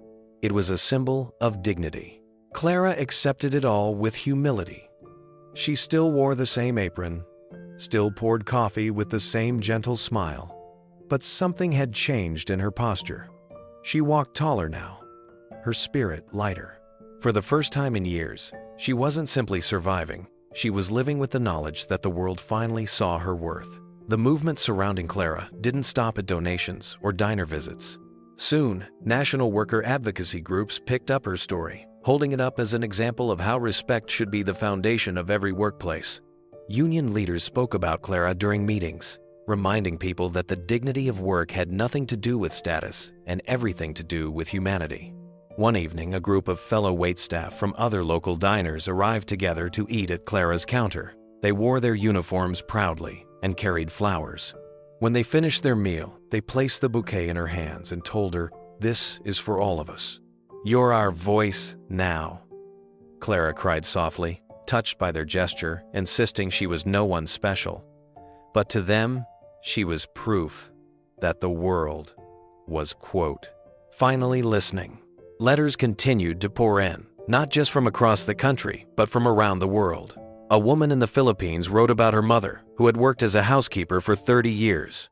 A man in Ireland wrote that he had been a bus driver all his life and knew the sting of being dismissed. They all saw themselves in Clara, and in her dignity they found their own reflected back at them. Media outlets framed the diner as a cultural landmark. Journalists described it as a place transformed by kindness, where one man's stand had ignited a greater recognition of service workers everywhere. Hashtags like #Respect Lives Here and #Clara's Diner trended alongside Keanu's name, shifting the spotlight from the celebrity to the woman whose quiet perseverance had sparked a conversation. Clara's children were overwhelmed too.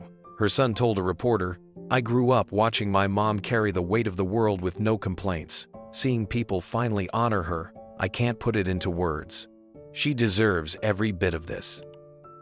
Her daughter added, "She's been our hero all along. Now the world knows it too." Through it all, Clara remained grounded.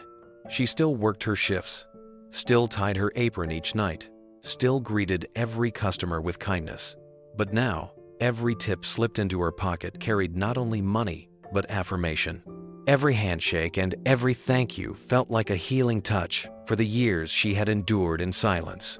The movement was no longer about one viral moment. It was about changing the culture, reminding people that every worker deserved respect. And Clara, who had never sought the spotlight, found herself at the heart of it, carrying the message with the same quiet grace she had carried her trays for decades. As weeks passed, the diner became more than a place to eat, it became a symbol of change. Strangers arrived, not for food alone, but to honor the idea it now represented. Every table carried the unspoken reminder that respect was the true currency of humanity. Clara, once overlooked, became living proof that quiet resilience could inspire a movement. And though Keanu never claimed credit, his action had sparked something larger than himself. What began as one moment of courage had grown into a cultural shift, urging people everywhere to treat every worker with dignity they had always deserved. For the first time in decades, Clara Johnson allowed herself to rest. The outpouring of donations and support meant she no longer needed to work every late shift at the diner. At first, she resisted the idea of stepping back. Work had been her rhythm, her anchor, her survival. But as her manager gently reminded her, "You've given this place your whole life. It's time to give yourself something back." So Clara cut her schedule in half. She worked just a few evenings each week, enough to keep her connection to the diner she loved, but finally had mornings to herself. She filled them with walks in the park, time in her small garden, and phone calls with her children. The exhaustion that had once weighed on her bones slowly lifted, replaced by a peace she hadn't felt since she was young. The donations that poured in were more than she had ever dreamed of. Clara used them carefully, never one for extravagance. She paid off the lingering medical debt from Henry's illness, a burden she had carried for years. She fixed the leaky roof on her modest home and replaced the broken heater that had forced her to wear layers of sweaters through winters. But most of all, she thought of her grandchildren. With tears in her eyes, Clara told her children, "This isn't for me, it's for them." Her grandson wanted to be an engineer. Her granddaughter dreamed of becoming a nurse. Clara knew that education was the greatest gift she could leave behind, a legacy that would outlive her years of labor. When asked by a journalist how it felt to have such generosity given to her, Clara smiled through tears. "He didn't just pay a bill," she said softly, her voice breaking with emotion. "He gave me my dignity back. And the world gave me the chance to pass something on to my grandchildren. That's more than I ever imagined." Her children, who had grown up watching her struggle, were overwhelmed by the transformation. They visited her more often now, determined to make up for the time they had missed during her long shifts. One weekend they gathered in her small living room, filling the space with laughter, food, and memories. Clara sat in her favorite chair, her heart swelling as she listened to her children tease each other and her grandchildren's bright voices echoing through the home. Her son leaned close to her, his voice thick with emotion. "Mama, for years we saw you work yourself to the bone. We knew you were tired, but we didn't always say thank you.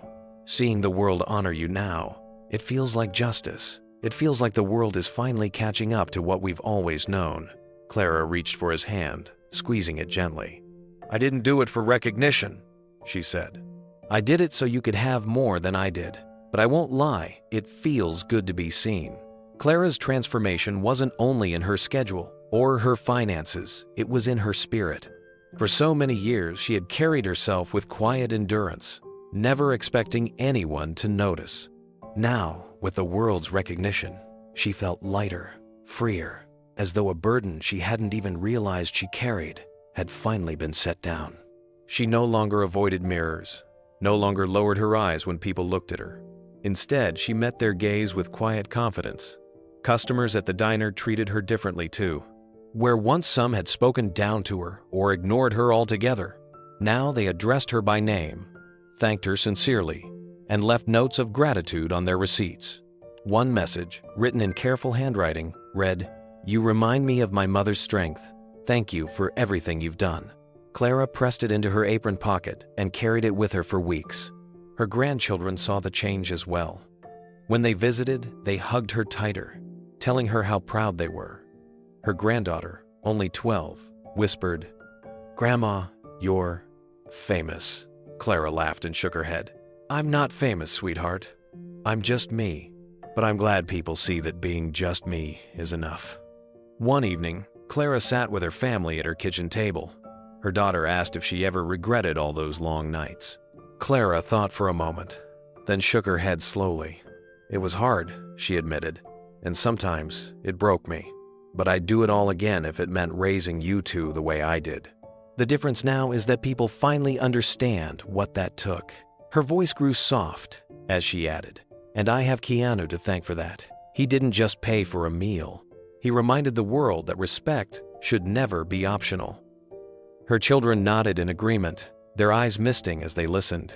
For them, the moment in the diner had been more than viral fame. It had been a reckoning, a chance for the world to honor their mother in a way they always knew she deserved. Clara's story began appearing in school curriculums, used in lessons about dignity and perseverance. Churches shared her words in sermons. Worker advocacy groups carried her photograph on posters at rallies. She had become, without asking for it, a symbol of resilience and quiet strength. Clara accepted the attention with humility. She told everyone who asked that she was no hero. "I'm just a woman who worked hard and raised her kids," she said. "If that inspires you, then I'm grateful. But I'm no different from thousands of others still working night after night." Yet to her children and grandchildren, she was different. She was their foundation, their living proof of sacrifice turned into legacy. And now, finally, she could see herself through their eyes, not invisible, not forgotten, but honored. On a quiet Sunday evening, Clara sat on her porch, her grandchildren laughing in the yard. She closed her eyes and breathed deeply. The weight of decades finally lifted. For the first time in her life, she felt not invisible, but cherished. Her sacrifice had become her legacy. Months had passed since the night that changed everything inside the little diner.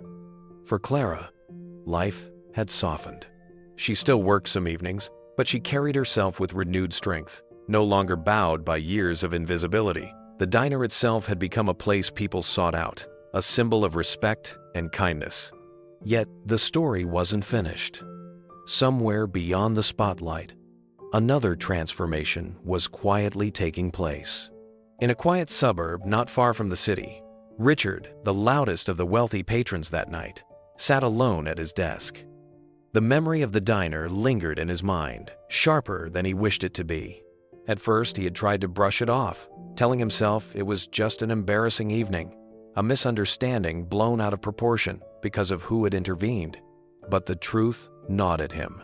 He remembered the sound of the applause, the way the room had turned on him, how Clara's trembling had shifted into dignity the moment Keanu stood at her side. Most of all, he remembered his own silence afterward, how he had sat there too proud to apologize, even when the shame weighed heavily on his chest. In the weeks that followed, the video of the incident spread everywhere. Friends sent it to him, laughing at his pale face in the background. Business partners avoided the subject, though he caught the judgment in their eyes. Even his own children saw it and asked, "Dad, why were you so mean?" That question cut deeper than anything else.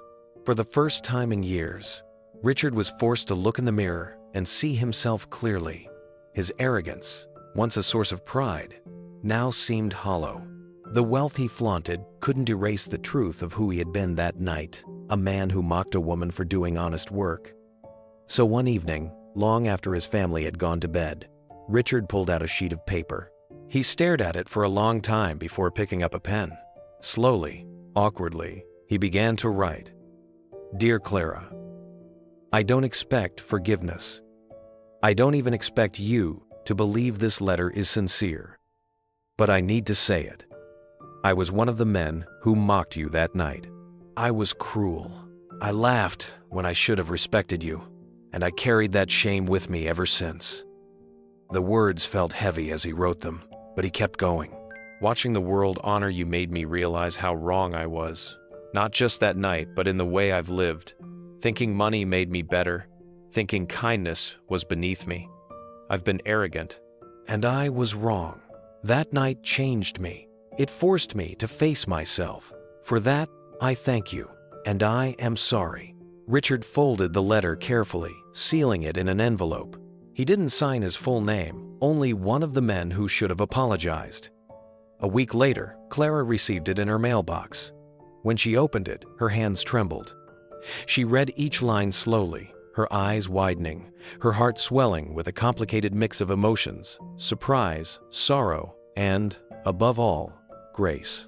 She set the letter down gently on her counter, whispering aloud to herself, "Even hearts of stone can change." Clara sat with the letter in her lap for a long while.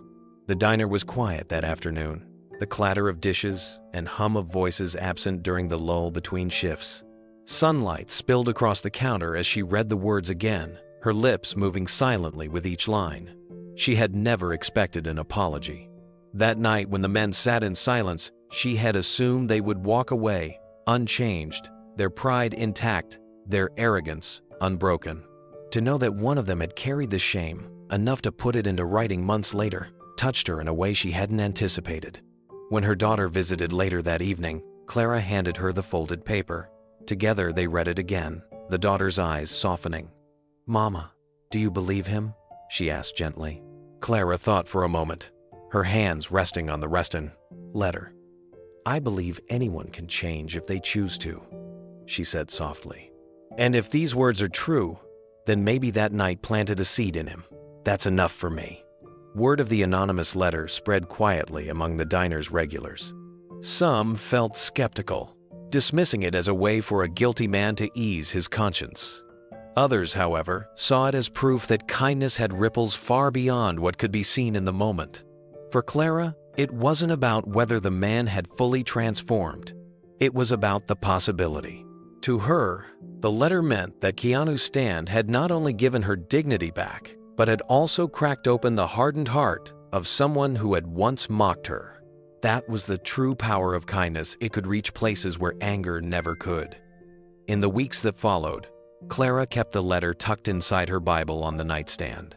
When she felt weary, she would open it and read the lines again, not as a reminder of the cruelty she endured, but as a reminder that even cruelty can be softened by grace. Her co-workers noticed the difference.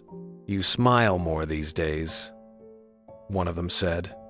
Clara chuckled, touching her apron. "I've been given reasons to."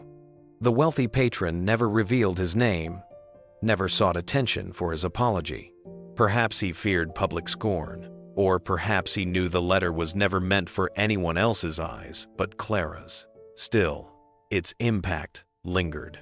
It proved that the story had not only changed those who admired it from afar, but even those who had been at the center of its shame.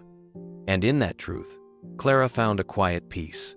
On a cool evening, Clara stepped outside the diner, the letter folded carefully in her apron pocket. She looked at the streetlights flickering to life and thought of the man who had once mocked her. Somewhere, he too was changed, even if only in small ways. That was enough, she whispered to herself. Kindness doesn't end in the moment, it keeps going. For Clara, the letter wasn't about reopening old wounds. It was proof that dignity, once restored, had power to transform not only her life, but also the lives of those who once denied it. The diner was quieter than usual that evening. The once bustling tables now carried only a handful of late-night patrons, truckers sipping coffee, a young couple splitting a slice of pie, and a solitary student typing on a laptop. It felt like any other night, but for Clara, it was different. This would be her last shift before retiring. After decades of tying her apron and serving through long hours, she was finally ready to let herself rest. As she wiped down the counter, her heart was heavy with gratitude. The past months had been a whirlwind of attention and kindness. The world had lifted her story higher than she ever imagined. Yet she still felt most at home here, in the rhythm of pouring coffee and listening to the hum of the jukebox. Tonight, she wanted to savor every moment. The doorbell jingled, and Clara glanced up. Her breath caught when she saw him. Keanu Reeves, stepping quietly inside. He wore a plain jacket, jeans, and a baseball cap pulled low, but there was no mistaking his presence. He moved without fanfare, nodding politely to the waitress who now worked alongside Clara, then took a seat at the far end of the counter.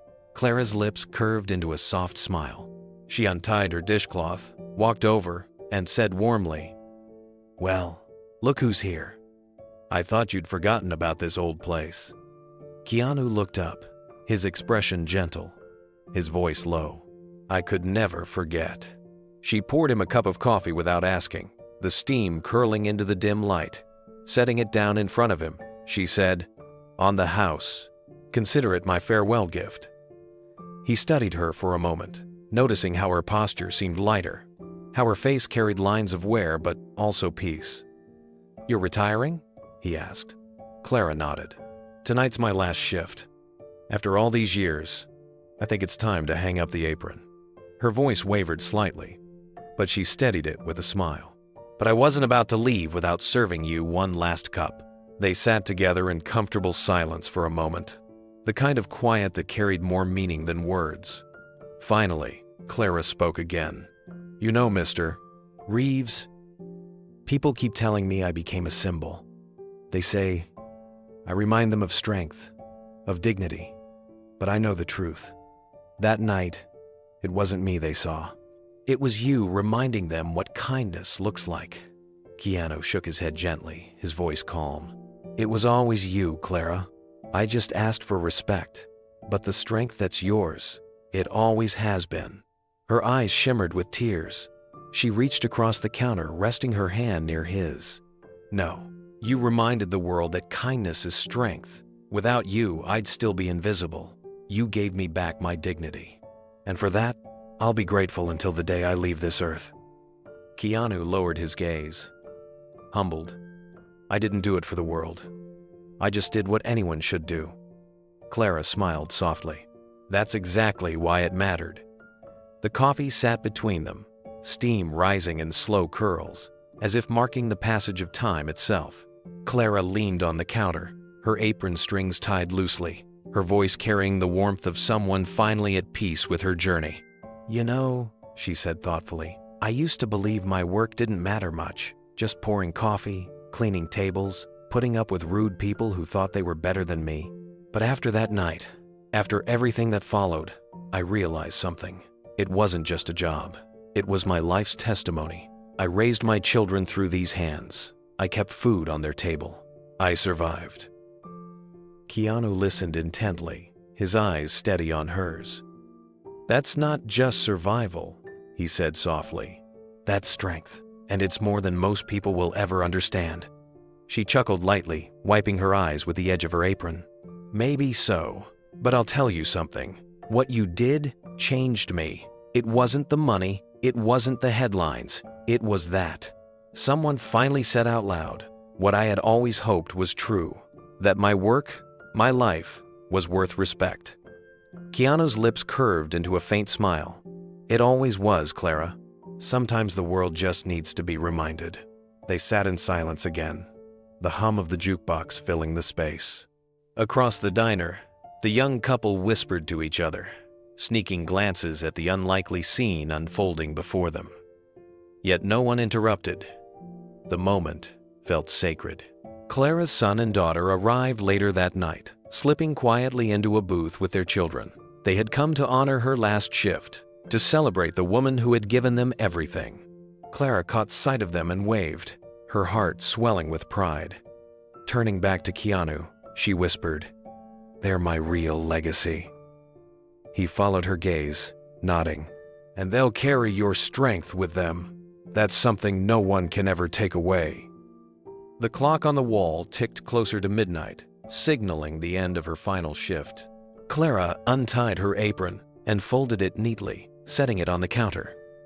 Her hands lingered on the fabric, as though saying goodbye to an old friend.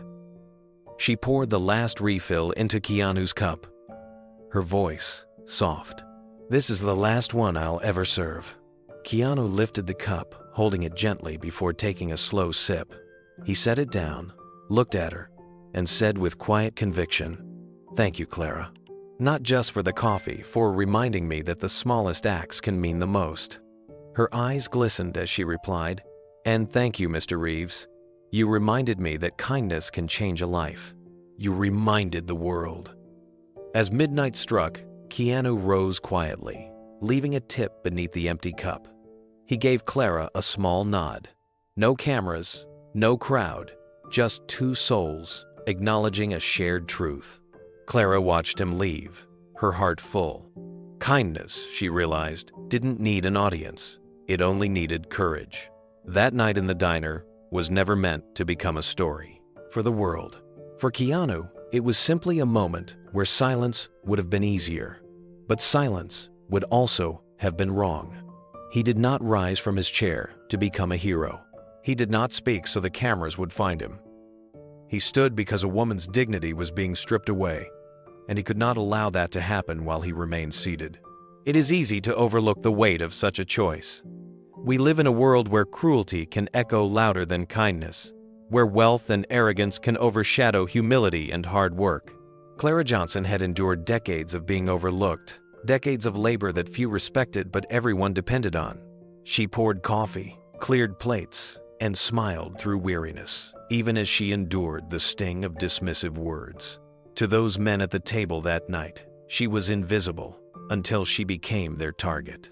But in that very moment, when laughter at her expense filled the diner, something shifted. Keanu's choice created a crack in the arrogance of the mockers, a light in the shadows of Clara's long struggle. His voice did not rise in anger, but it carried authority. He did not shame them with cruelty, but with truth, and the truth was undeniable. No job, no person, no human soul deserves disrespect. The ripple of that choice spread far beyond the diner walls. For Clara, it meant dignity restored, the burden of invisibility lifted. For her children and grandchildren, it meant seeing their mother and grandmother honored after years of sacrifice. For strangers across the world, it meant remembering that courage is not always dramatic. It can be as quiet as one person saying, "This is not right." And for the wealthy patrons themselves, it planted seeds of change. One of them, months later, would put his shame into words, sending a letter of apology that Clara kept folded inside her Bible. It was proof that even hardened hearts could soften when confronted by the mirror of kindness. Keanu never asked for this story to travel. He never sat down for an interview, never gave a speech about it. When asked, he kept his silence, as he often does. But his silence spoke in another way. It reminded people that true acts of kindness don't need applause. They stand on their own, requiring no recognition beyond the change they create. And yet, the world did notice. Millions watched the video. Millions shared it. They did not just see a famous actor defend a waitress. They saw a man remind the world of something simple, something almost forgotten. Respect is strength. Kindness is power. And when one person chooses courage, it can shift the course of another's life. Clara's life was shifted forever. She retired not as an invisible woman, but as a living testament to resilience. Her grandchildren will grow with the memory of a grandmother who endured but also triumphed. Her children will carry the pride of seeing her sacrifices honored, and every person who sat in that diner that night will never forget the moment when the balance of power tilted not toward wealth, but toward humanity. There is something timeless about the way small acts echo. The world remembers grand gestures, but it is often the simple choices that ripple the farthest. In Clara's case, the world saw more than a waitress mocked and defended. They saw a mirror held up to their own lives. How many times had they walked past someone struggling without acknowledgement? How many times had they stayed silent when disrespect filled the air? This story stirred that question in millions. Teachers discussed it in classrooms, asking students what respect really means. Workers in restaurants and stores shared their gratitude online, saying they felt seen through Clara's story. Families at dinner tables debated what they would have done if they were sitting in that diner. For many, the conclusion was the same. It takes only one voice to break silence, but it requires courage to be that voice. Keanu's courage reminded people of their own responsibility. Not everyone has fame or recognition, but everyone has the chance to choose respect. It may be holding a door for someone carrying heavy bags. It may be standing up for a colleague spoken to harshly, or it may be as simple as saying thank you to someone overlooked. None of these acts will trend on social media, but each has the power to change the day or even the life of another. Clara herself embodied this truth. She never sought attention or recognition. Her life was built on unseen sacrifices, and yet her story became a global movement not because she asked for it, but because the world realized they had ignored countless others like her. In Clara, people saw their own mothers, fathers, grandparents, the quiet workers who kept the world turning. And so, the legacy of that night extends beyond the walls of the diner. It is not only Clara's legacy, or Keanu's, but a reminder for all of us. Respect is not earned through wealth or status. It is inherent in every human being. When we acknowledge it, we lift each other. When we deny it, we diminish ourselves. Keanu's action proved that kindness is not weakness. It is not passivity. It is strength, because it takes courage to confront cruelty without becoming cruel yourself. And Clara's story proved that even after decades of invisibility, dignity can be restored in a single moment of truth. Together, their lives intersected in a way that spoke to millions. Kindness matters, respect matters, and every person deserves to be seen. Keanu Reeves did not set out to be a hero that night. He simply chose respect over silence. That choice restored Clara's dignity, humbled the arrogant, and reminded millions that no act of kindness is ever too small. The world saw that true strength is measured not by power, but by compassion. Have you ever seen someone stand up for another person when no one else would? What did it teach you? If you believe respect can change the world, share this incredible story and subscribe for more.